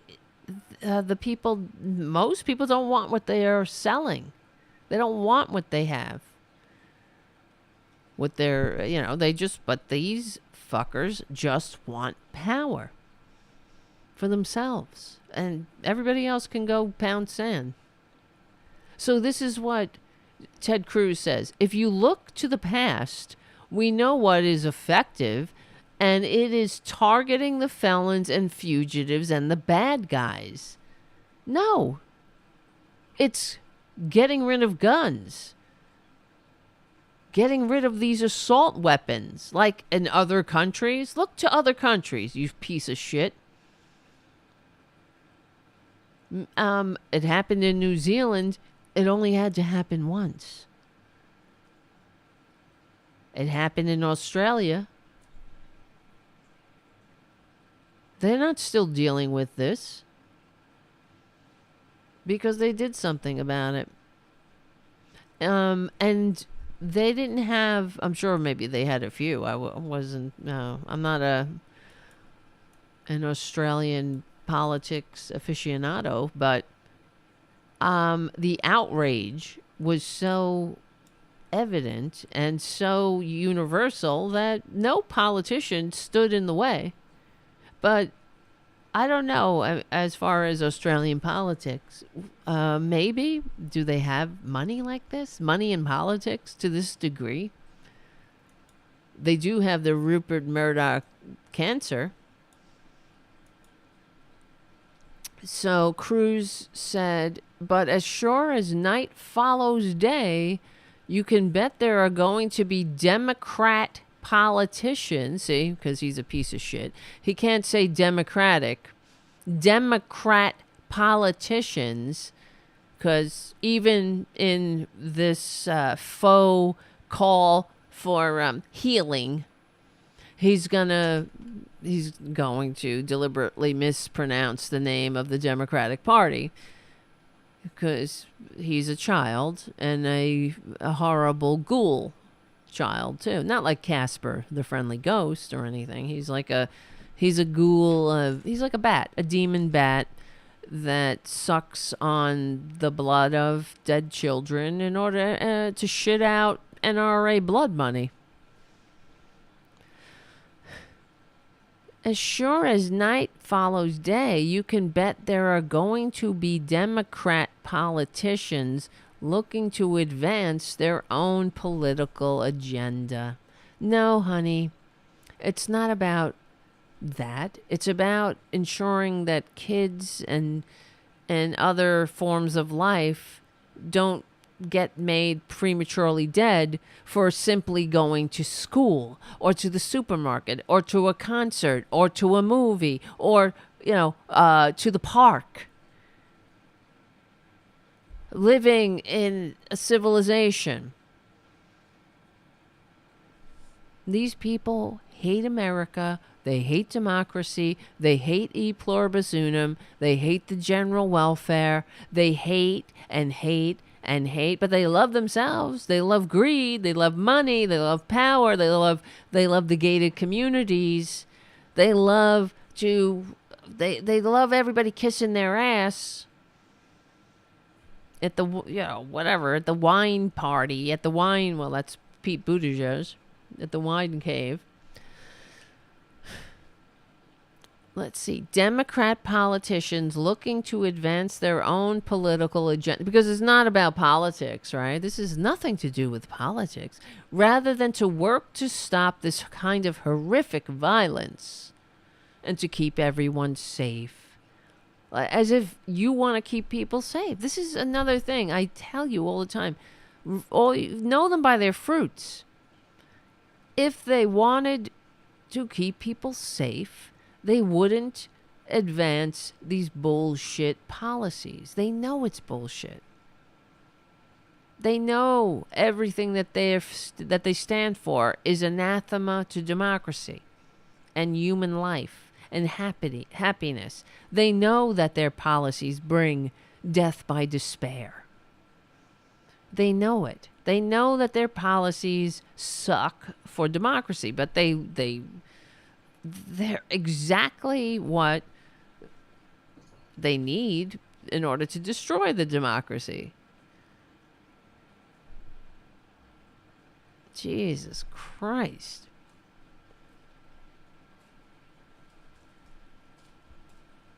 Before the shooting, Mr. Cruz, who received an A+ rating from the NRA, was scheduled to address the organization on Friday at its convention in Houston. A spokeswoman for Mr. Cruz did not respond when asked if he still plans to attend.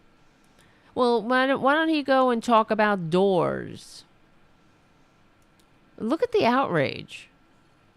You want to know what's really wrong here? There was a door. They had a door unlocked. Oh, that's it. Because we all need to live when you're in an armed madhouse, everybody's got to walk around with body armor and door. You got to always constantly be encased.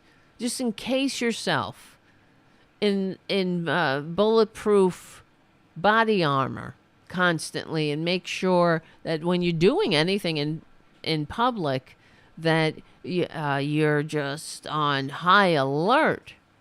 You bring your armed guards with you. You bring your bulletproof backpacks and shirts and shoes, and you put on all your body armor and pick up some corn at the supermarket.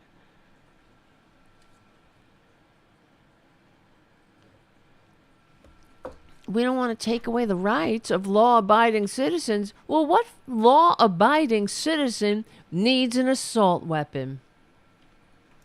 You piece of shit. What part of well-regulated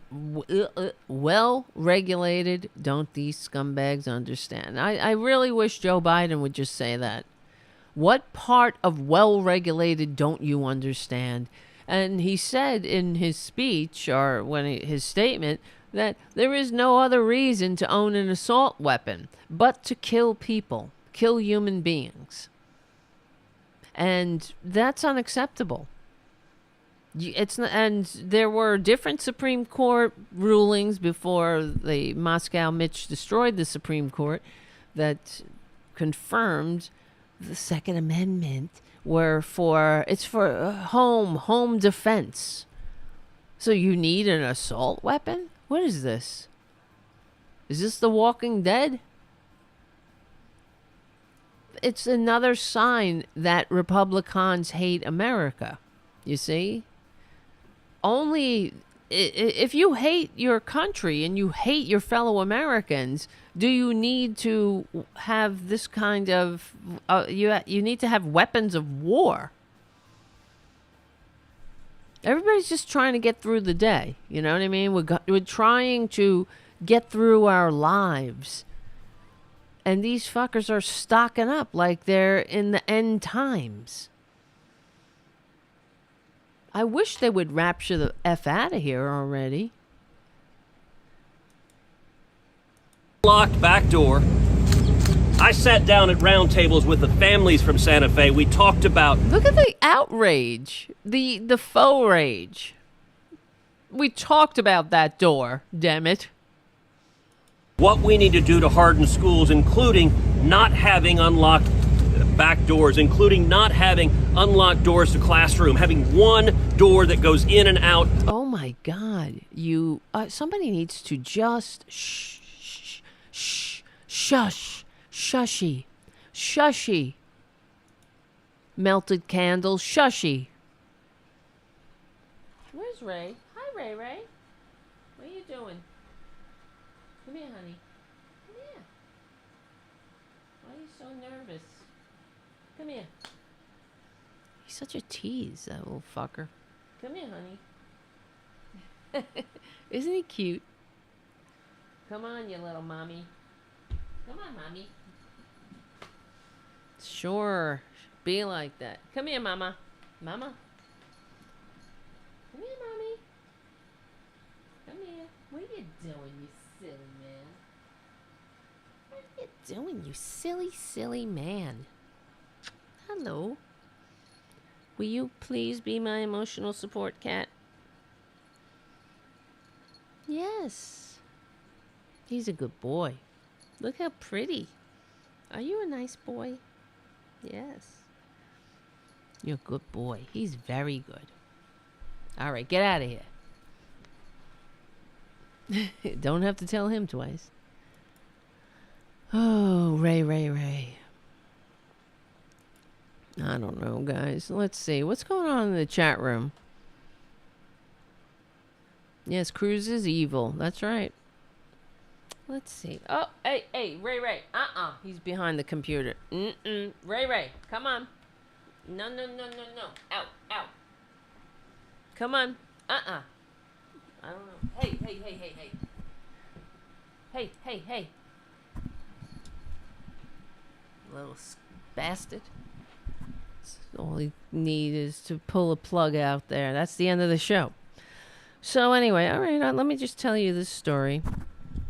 We'll get back to politics in a minute. Speaking of animals, I go to a cemetery. I take care of some community cats, and I'm a volunteer, of course, for New York City Feral Cat Initiative. But there are a couple of people that work there. One is my friend Debbie, and there was one of our community cats was injured, but he's doing better. And anyway, whatever. Long story short, she was in the cemetery with me, and one of the security guards, who is a great animal lover himself and helps take care of everything, the animals that we encounter, came over and said that there were some guinea pigs in the cemetery. Somebody had dumped guinea pigs in the cemetery, and it was heartbreaking. So, of course, you can't leave them there. So, I mean, I don't understand. What the fuck? You scumbags. Not you. I'm talking about the people. Who dumps these guinea pigs? Then there were some people there that were visiting a grave, and they came over, and coincidentally, the woman was like, "Oh, I've had guinea pigs my whole life. I love guinea pigs." She didn't end up taking them. She's like, "I have too many." But she was saying they're babies. So these two little baby guinea pigs, somebody must have dumped them that day, because they wouldn't have survived the night. And as soon as the night fell, they would have been killed by, a raccoon or something come by, and that would be the end of it. And so they dumped these poor creatures in a cemetery to sentence them to a slow, needless death. Yeah, let me show you a picture. You see that? It's pathetic. And they were hugging each other. They were in this little crevice, holding on to each other. They're probably confused and terrified, and God knows how long they were out there. It was the hottest day of the year so far. Look at them. Right? So, don't worry. We rescued them. My friend went back to her house, got a small trap and a net. Good thing though, they the way they are, I guess they hugged the wall, so they ran right into the trap. But it's just pathetic. Let's see, it's not. But, why? So, my friend took them to animal control in Brooklyn, which they're not going to kill them. They don't kill them. They put them up for adoption. And they took them in, and the intake was less than 30 minutes, probably less time than it took for the waste of human DNA to take them to the cemetery, look around, wait for nobody to be there, and dump them. All they had to do was take them to a rescue or shelter.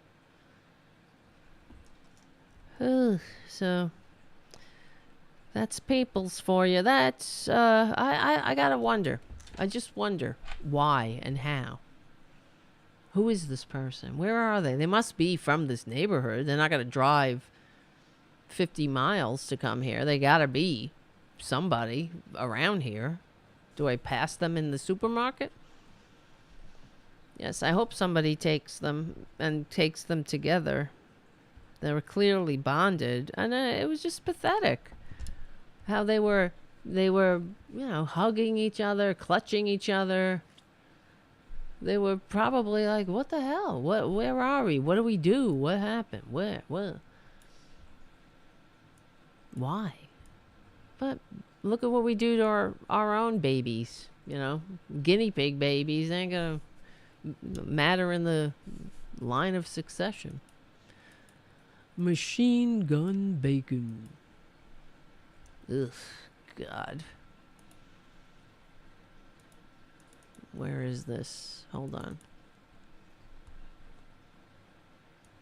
I call them frickin' frack.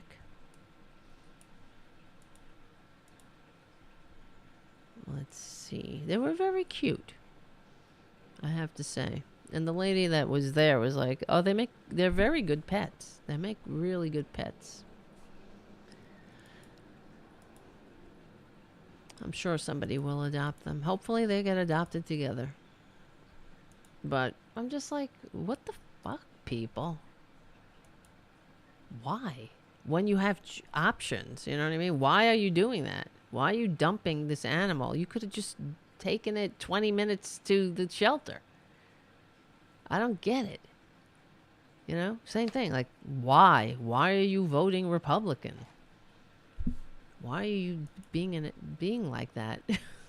Why are you like that?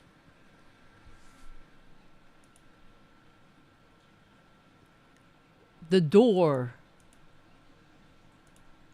Where? I'm looking for this. Oh, here's when Beto O'Rourke confronted Abbott. It's hard to hear because there's no mic. Excuse me. Excuse me. Sit down. You're an embarrassment. This is a stunt. Everything's a stunt. They're not a stunt, though, right? January 6th isn't a stunt.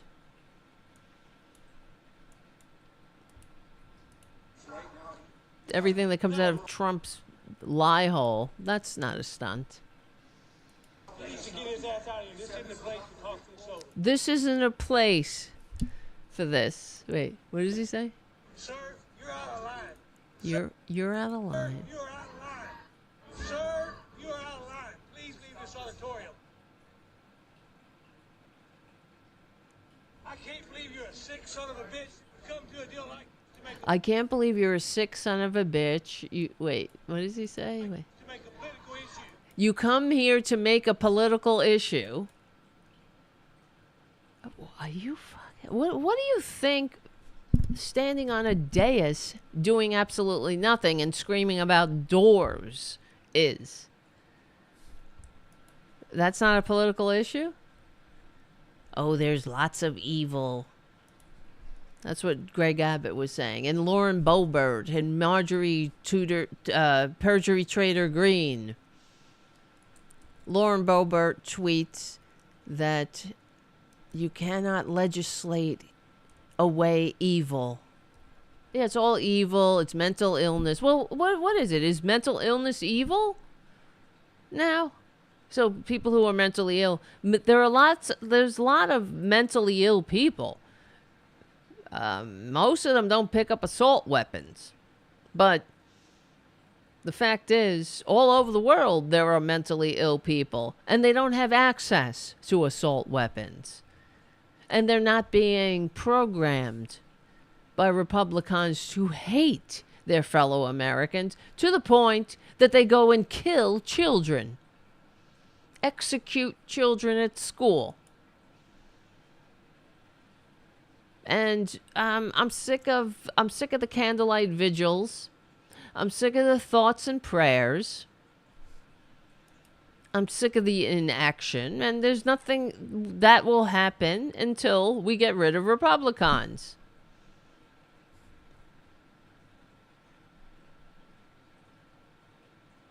And who's this Tony Gonzalez?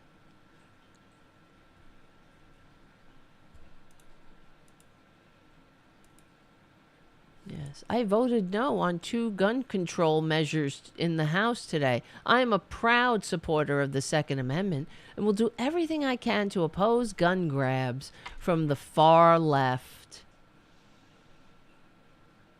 Yeah, that far left is really cuckoo, wanting kids not to die. Well, what's this? A new Ted Cruz video? Let's see what he says. When there's a murder of this kind, you see politicians try to politicize it. You see Democrats and a lot of folks in the media whose immediate solution is to try to restrict the constitutional rights of law-abiding citizens. Fuck you. That doesn't work. It's not effective. It doesn't prevent crime. When there's a murder of this kind, you piece of shit. They're biding their time until nobody gives a shit so they can turn their backs on the parents of these dead children. Mark these words. Unless we get rid of these fuckers, Republican monsters, we're done. This country's done. We know that. They're on all levels, from every direction. They're coming at us. Yeah, life begins at conception and ends in a school shooting. Republicans.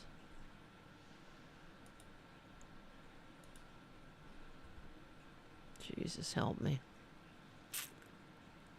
Yeah. I want to say they will probably still attend the NRA blood rally.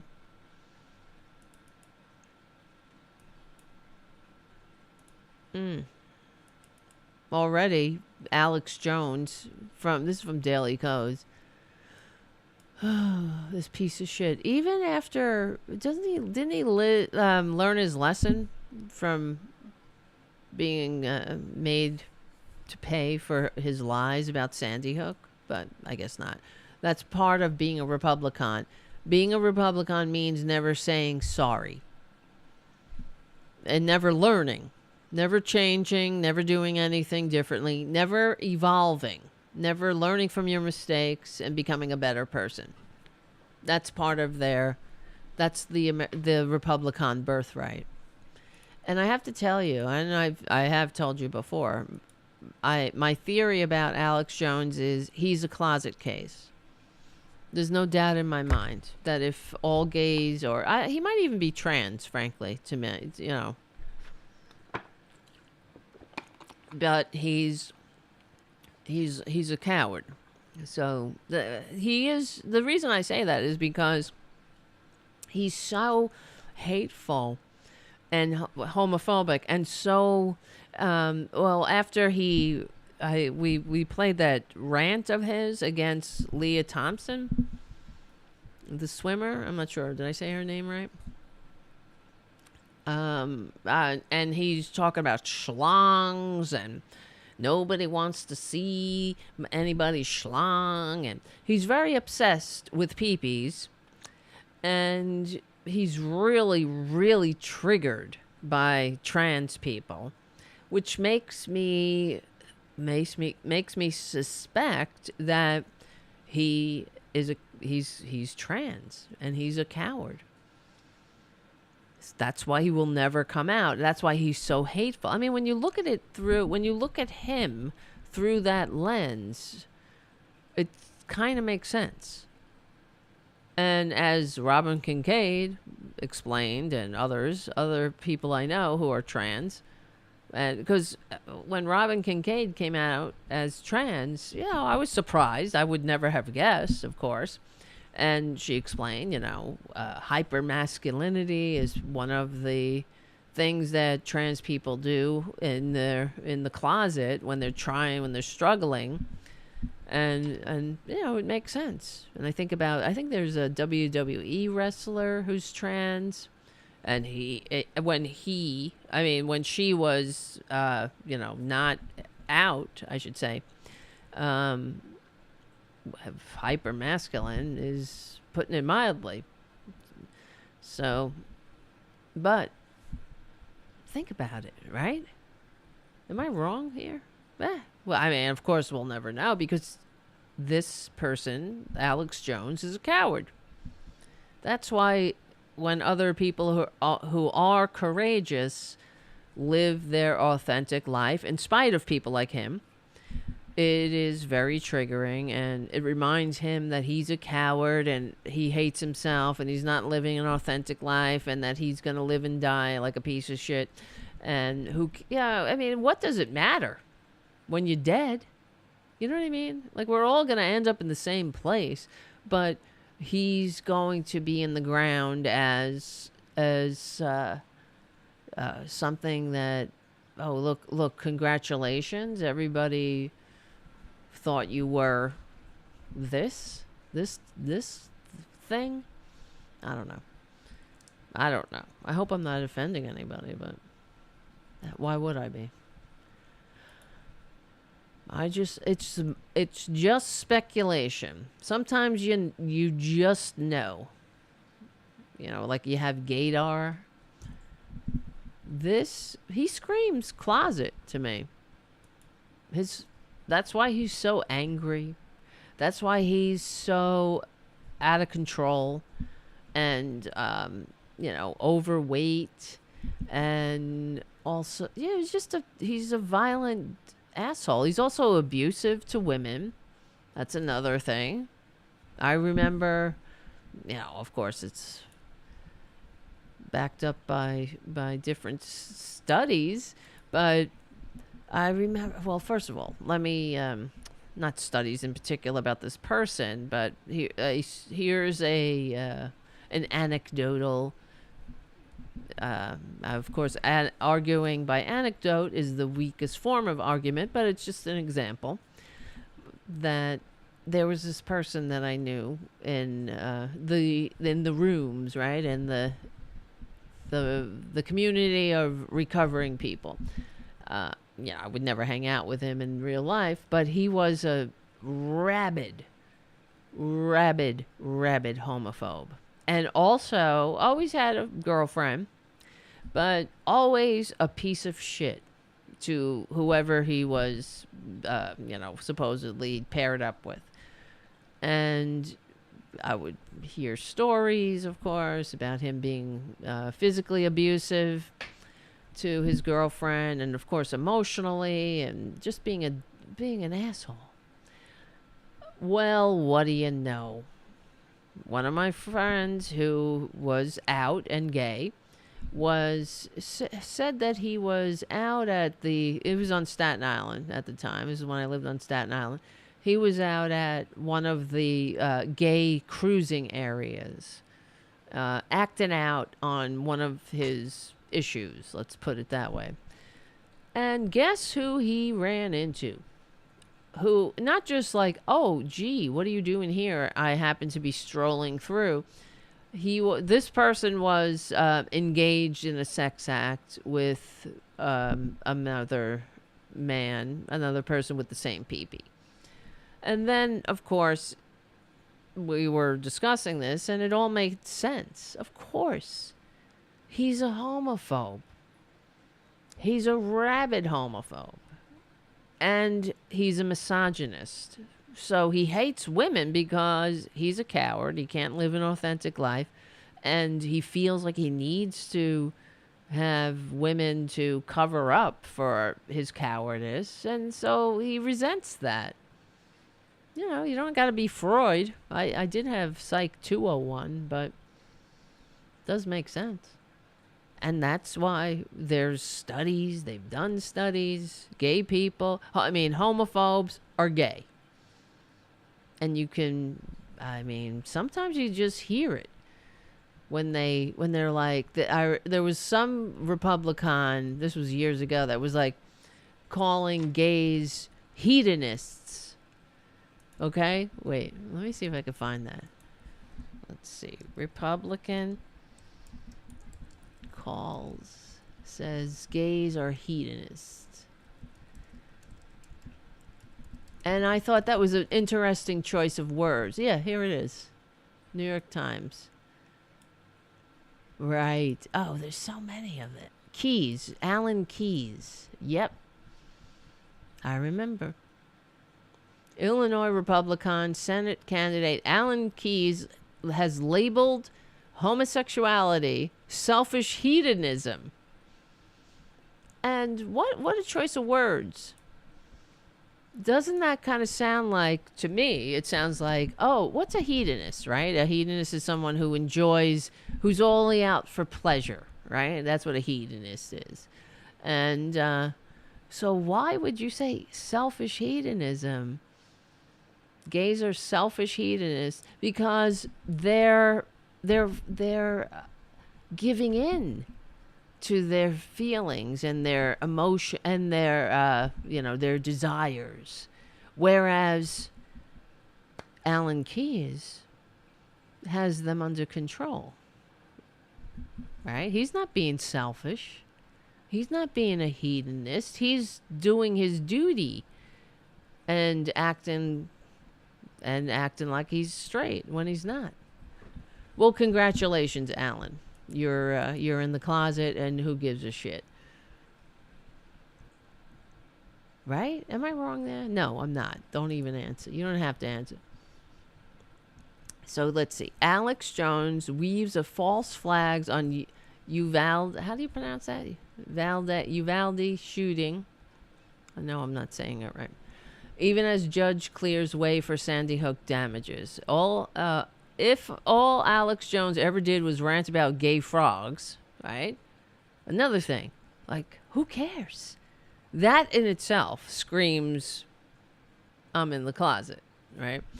And weather machines and gay weather machines, he's so obsessed with this shit. Disrupting all the righteous hurricanes Yahweh sends to places like South Beach, Miami.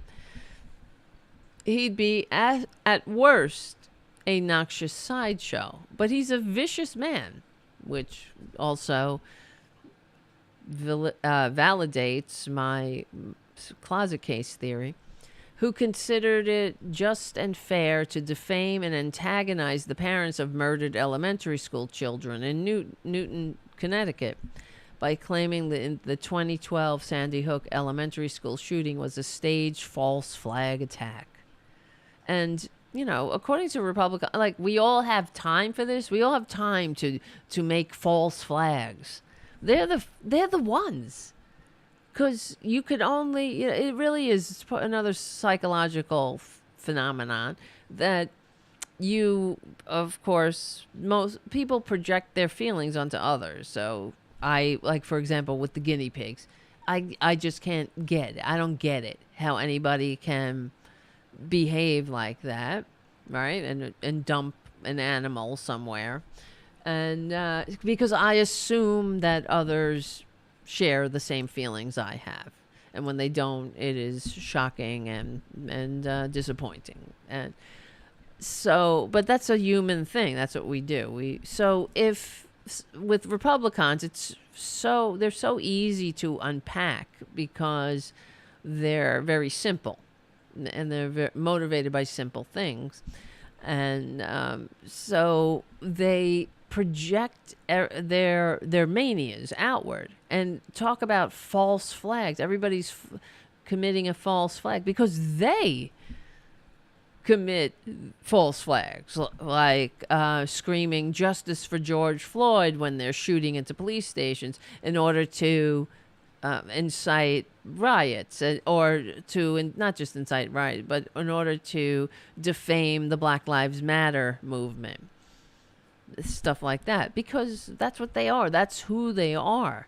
They're devious, and when you're not actually fighting for truth, justice in the American way, you have a lot of time on your hands to be devious. So you're focusing on being a dirtbag rather than e pluribus unum, rather than expanding health care, Medicare for all, ensuring that people have living wages, dignity, retirement security. They're not working on that stuff. That's why they have a lot of time. I mean, if they were working on that stuff, they wouldn't have the time to commit these false flags, to be dirtbags the way they are. Anyway, I should write a paper on that. I wish I was back in college. I could do a whole dissertation. Okay. Jones was found legally responsible for the false claims that he made about the massacre. But then in a particularly weaselly move, Jones sought to delay a judgment by playing games with our bankruptcy laws. Yeah. Well, now he's being forced to face the music, even as he continues to play the same absurd off-key tune. So, according to the Danbury, Connecticut News-Times, a federal judge cleared the way for Sandy Hook families to have the defamation lawsuit they won against Alex Jones released from bankruptcy protection. What a piece of dirt. And returned to state court, where a trial to determine the damages Jones must pay had been set for August. After a brief status conference on Tuesday, federal bankruptcy judge Julie Banning got commitments from both sides to submit an agreement for the families to drop 3 Jones-controlled entities currently in bankruptcy protection from the defamation lawsuit the families won last year. Once Banning sanctions the agreement, it will allow the families to prepare trial to determine how much money Jones will have to pay, blah, blah, blah, for calling the worst crime in Connecticut history staged, synthetic, manufactured, a giant hoax, and completely fake with actors. What a piece of shit.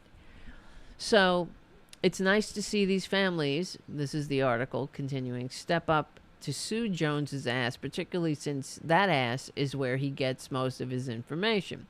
It's also great to see the childish, carny games he's playing with the companies get slapped down, with his companies, get slapped down by the long arm of the deep state. But, of course, if Jones actually learned any lessons from his legal ordeals, he's yet to tell his brain which keeps spewing Barmy Bond. wait.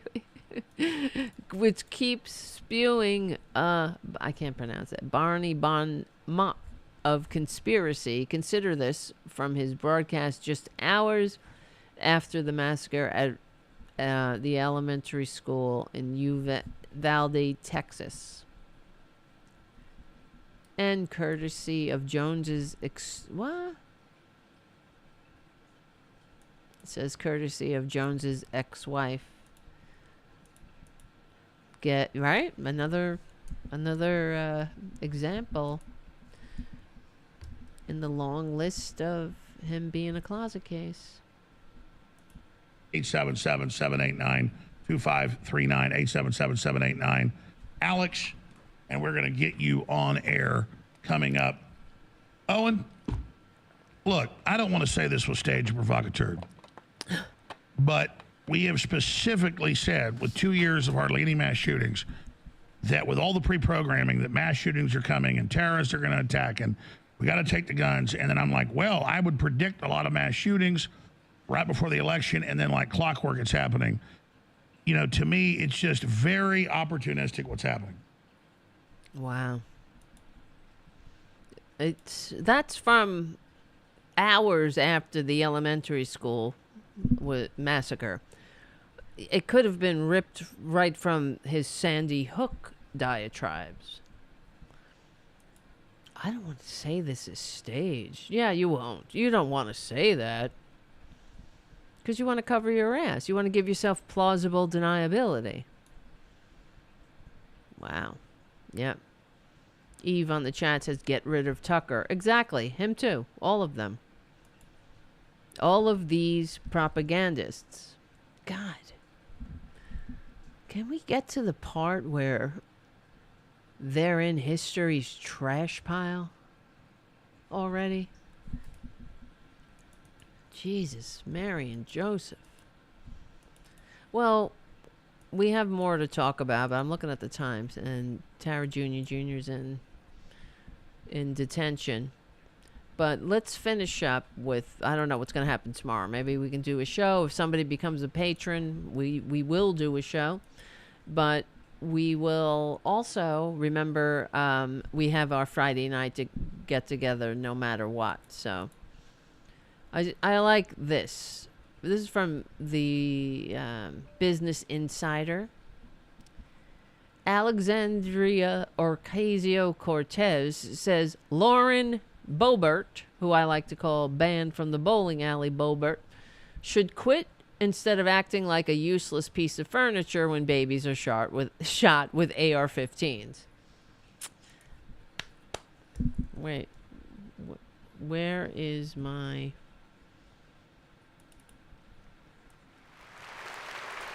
That's how you do it.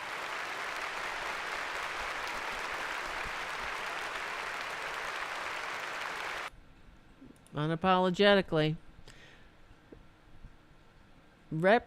Ocasio-Cortez ripped Lauren Boebert following the Texas mass shooting. You cannot legislate away evil, Boebert, banned from the bowling alley, tweeted. Why even be in Congress if you don't believe in doing your job? AOC responded. Exactly. You can't legislate away evil? So what are you doing there? Oh, that's right. You're like Madison Cawthorn. You're doing comms. You're doing your own thing. You're opening your lie hole, and all the demons are flying out, and you're infecting the body politic with your sickness. And also you're being well paid to do so by these same blood-soaked entities that are responsible for killing children. Because babies' lives matter. I agree. It's great. This is how you fight these fuckers, without apology. Call them what they are. And according to this article, I'm looking for Oma Sadiq wrote it. The mass killing on Tuesday reignited conversations among Democrats on Capitol Hill about gun reform legislation, whereas Republicans largely appeared skeptical about taking federal policy to combat gun violence. You can't legislate away evil. Why even be in Congress if you don't believe in doing your job? And then she went on, just quit and let someone who actually gives a damn do it instead of acting like a piece of useless furniture when babies are shot with AR-15s that we let teen boys impulse buy before they can legally have a beer, like Beer Bong Brett. The New York Democrat added, referring to state laws that allow 18-year-olds to buy assault rifles. AOC previously criticized Boebert for posting a photo of herself and her young children, posed with assault weapons. Remember that? How can we forget? Let me see. Open image. What a dirtbag. Look at this dirtbag bitch. Now, if that's not grooming, if that's not sick, what is? If that's not child abuse, frankly. Now, let's not forget the husband is also banned from the bowling alley. He was ground zero for the ban because he exposed his reportedly rather underwhelming penis to children at the bowling alley. And I guess Lauren Boebert, who before she became an upstanding Republican, she had a history of petty arrests and interactions with police, where she would inject her sickness into other people's business. Where one of those incidences is when she disrupted police in the middle of fining kids for drinking. They were publicly drinking, underage kids drinking, I like beer and shit. And Boebert encouraged these teenagers to run from the cops, and then started with her, do you know who I am, and I'll sue you, and all this other shit. These people are sick. What does this look like to the rest of the world? It looks like ISIS, Al-Qaeda. It looks like any terrorist group with, and let me see, all you gotta do is, let me see. It's very embarrassing. Guns and Babies, USA. And then you see these images. Look at this shit.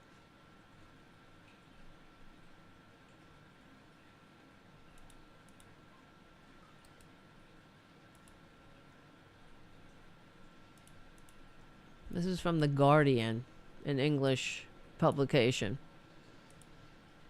Armed to the milk teeth, America's gun-toting kids. Oh, come on. Look at this. Embarrassing. With the cross. Wow. Do you think that's cool, Republicans? You're sick. You people are sick and unfit. That's only a few. Louisiana. Another Louisiana. Age 6. Louisiana. What a surprise.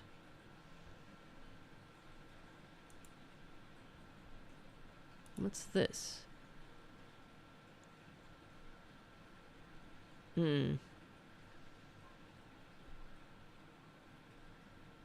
that kid? There was a young girl that shot her family took her to a gun range, and she she shot the instructor in the head by accident because I think there was recoil on the assault weapon. What a surprise! And the little girl couldn't handle it because she's a little girl. Ugh.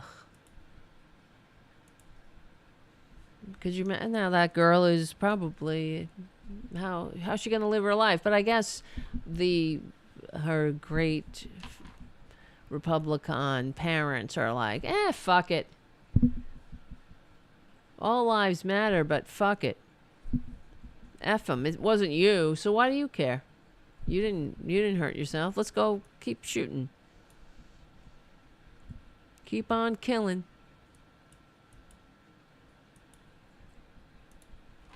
Ugh, why was I born here? Jesus Christ. Get me out of here. Is there anybody in Ireland, or are there any hot model types in Ireland, rich hot model types that want to, I don't know, that want me to come over with 3 cats? Have room for me and 3 cats? It is like ISIS. Let's see. There's other pictures. Look at this. Same thing. Look at these kids. Oh, wait, you're not looking at it. What am I doing? I thought I was showing you my screen. What is the difference? Here's ISIS. Mothers living under ISIS share photos of children posing with guns. What is the damn difference?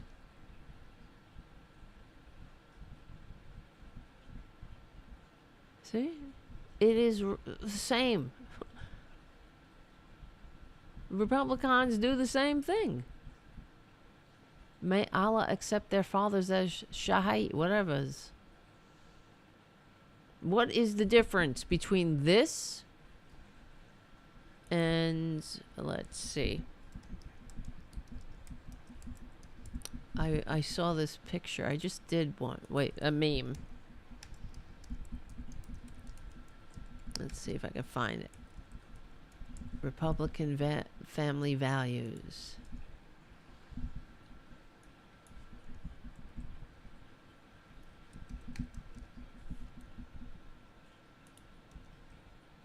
No, that's not it.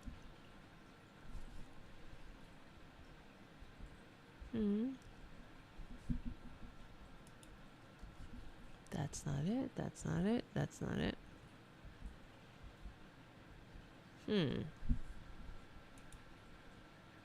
I recently did a meme of a Republican family, and they were all there was a couple of models with like big asses showing their asses, and they were holding a "Let's Go Brandon" sign, and it was a father with like 4 kids, and they all had their fingers up in the air, like, and they were wearing shirts that said "Let's Go Brandon." I mean, it was just sick. They're sick. And what do you expect, right? How can you have a great country when you don't even have you don't even have good people at the helm? It's impossible. They're not good people. They're not good human beings. They are wastes of human DNA. Because they should know better. When you have human DNA, it's like the Dharma, when I used to practice Zen, the Dharma is rarely encountered even in millions of ages. That's what it's like, being a human being. What are the odds being born a human being? We could have been born guinea pigs. What are the odds? And this is what you do with it? You waste it. You wasted. There's so much potential. We can go to the moon. We could do good. We could expand a civilization for everyone to have a decent life. It's possible. But how can you even have a great country if you don't even have you don't have good people? What is the difference, right? I mean, they look like Republicans to me. The same poses. The same type. Republican politicians announcing runs for office with a bunch of assholes in masks behind them with assault weapons. Right? Am I wrong? Look at this. Does this not remind you of Republicans? This here. I know they're not on a tank. Right? With their guns and their big flags. What the fuck is the difference? Let's go, Brandon. All right. Oh boy, oh boy, oh boy. All right, I gotta get unconscious. I need unconsciousness. I had a nightmare last night, okay? You want to hear the kind of nightmare I had? I had a bad nightmare. You know, it was not good. I had a nightmare. I'm not even kidding. I usually don't remember my dreams. But last night, I had a nightmare that I was being attacked by the BTK killer. I'm not kidding. And I wasn't killed, but I was fighting him. And it was like Freddy Krueger, but it was him. I hate that fucking guy. I hate that guy. Of all the serial killers, I hate them all, of course. It started with Ted Bundy. That's the problem. I watched that Ted Bundy documentary. I've talked about it like 1,000 times because it's really bothered me. And then I watched whatever. It wasn't that I listened to a podcast with the BTK killer's daughter, who told her story and how, what it was like to find out. Isn't that horrible? I mean, I hate that guy. And also, when I worked for Court TV, I remember they covered, there was something about, they did a BTK killer something or other. And I saw all these photographs. They had the photos of him, like all tied up and shit. I remember, and we got to see them. That was one of the things working for Court TV. Like, you got to see horrible, horrible crime scene photos. I mean, I never liked, but I remember we were all looking at these photos of this fucking guy. Disgusting. Whatever. I don't want to talk about it. But I had that nightmare last night, and it's like one of the, I haven't had a nightmare in a while, but I think it was stress. And it was, how it like follows you in the day. I kept thinking about it. I hate that. All right, so I need to go and do something nice. Let Tara Jr. I know. Tara, stop watching that conservative documentary stuff. Totally. Really. Yes. That's right. Terry on the chat. Winston, that is a reasonable common sense mindset. Anyone that wants a gun should have to take a training course and have a complete background check. Exactly. Insurance on the gun. Just like owning a car. There you go.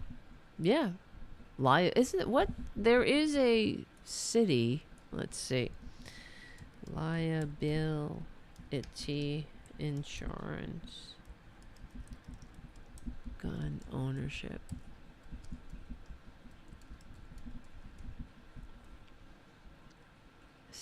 Is it a state?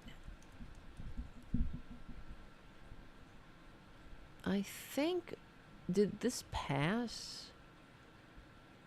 March 7th. I see this bill.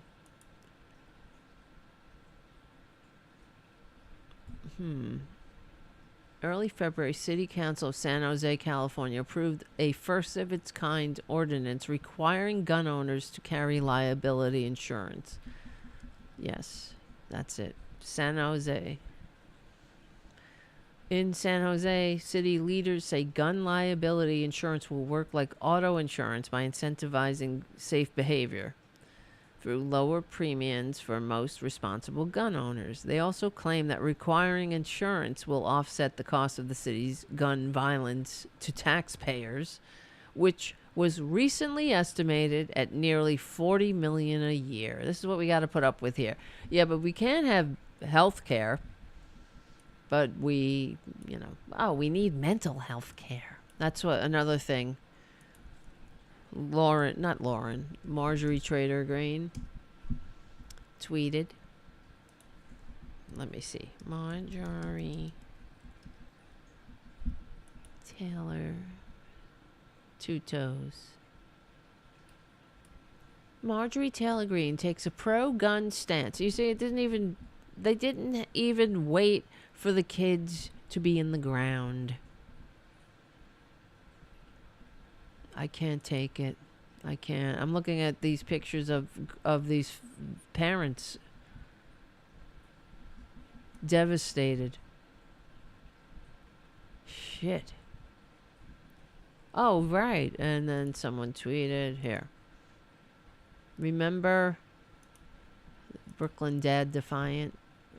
Republican Congresswoman Marjorie Taylor Greene helped incite the violent insurrection at the Capitol that left 5 people dead, calling it a, quote, 1776 moment before the attack. And instead of apologizing, she doubled down and deflected. Democrats are on record supporting violence when it serves their cause. In December, Greene and other extremist lawmakers met with Trump at the White House to discuss their plans to undermine the peaceful transition of power. And even though Biden just became president, Greene already drafted articles of impeachment against him before he took office. In addition to promoting Trump's baseless lies about the election, Greene is also a believer in the QAnon conspiracy theory, which has inspired a wave of racist violence across the country. She's even stated that the Parkland school shooting, which killed 17 students, teachers, and staff, was fake. Marjorie Taylor Greene is too extreme for Congress. It's time to expel her from office and investigate her for sedition. Yeah, sounds like a plan. But all of those ads with her guns, go away. Go away, Republicans. God. Go away.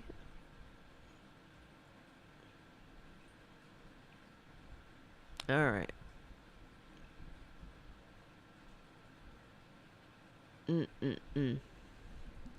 All right, my friends. We got more to talk about. I hope you enjoyed us getting together tonight for our Therapy for the Resistance. I want to thank Richard W. Thank you for your super chat. And Jim. Thank you so much, Jim, as always. And Steve. Thank you, Steve, for hanging out and for your super chat supporting the show. And Errol, thank you so much, Errol, as always, for being here and supporting the show. And thank you, Stephen Lee, for your incredible super chat. That will really help keep the show going and growing. And it means a lot to me emotionally and spiritually because, you know, it's validation. It's thank you.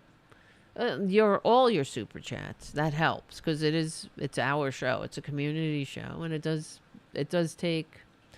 takes money. It does. And I do If you want a daily show at a set time, this ain't probably going to happen the first and never at this rate. But if you can, support the show at patreon.com/Tara Devlin. If someone becomes a patron tomorrow by what time? I don't know, 5? 4? Something in that vicinity, I'll do a show. We'll get together again. If not, we'll see each other on Friday. Alrighty, guys. I had a lot more, I don't know, whatever. We have a lot more to talk about. We always do, and it's great hanging out. And we have a great chat room, so I just have to say thank you for making the chat room, for making the show and the chat room. It is therapy. It's therapy for me. And thank you, Haiku, for your support, being a moderator. Can't do it without you. And thank you, Jim, for being a moderator, too. That helps. We're in this together. You guys are having a great. I see you're. Sometimes I'm doing the show and you're having a whole other show. You're having a show of your own. Thank you, Dana, on the chat. I'm so glad you did a show tonight. We needed to feel solidarity. Absolutely, I think so. You're right. And I hope that some of the Democrats will take our advice. You know what I mean? Take our talking points and unapologetically run with them. That's what people want. They want fighters.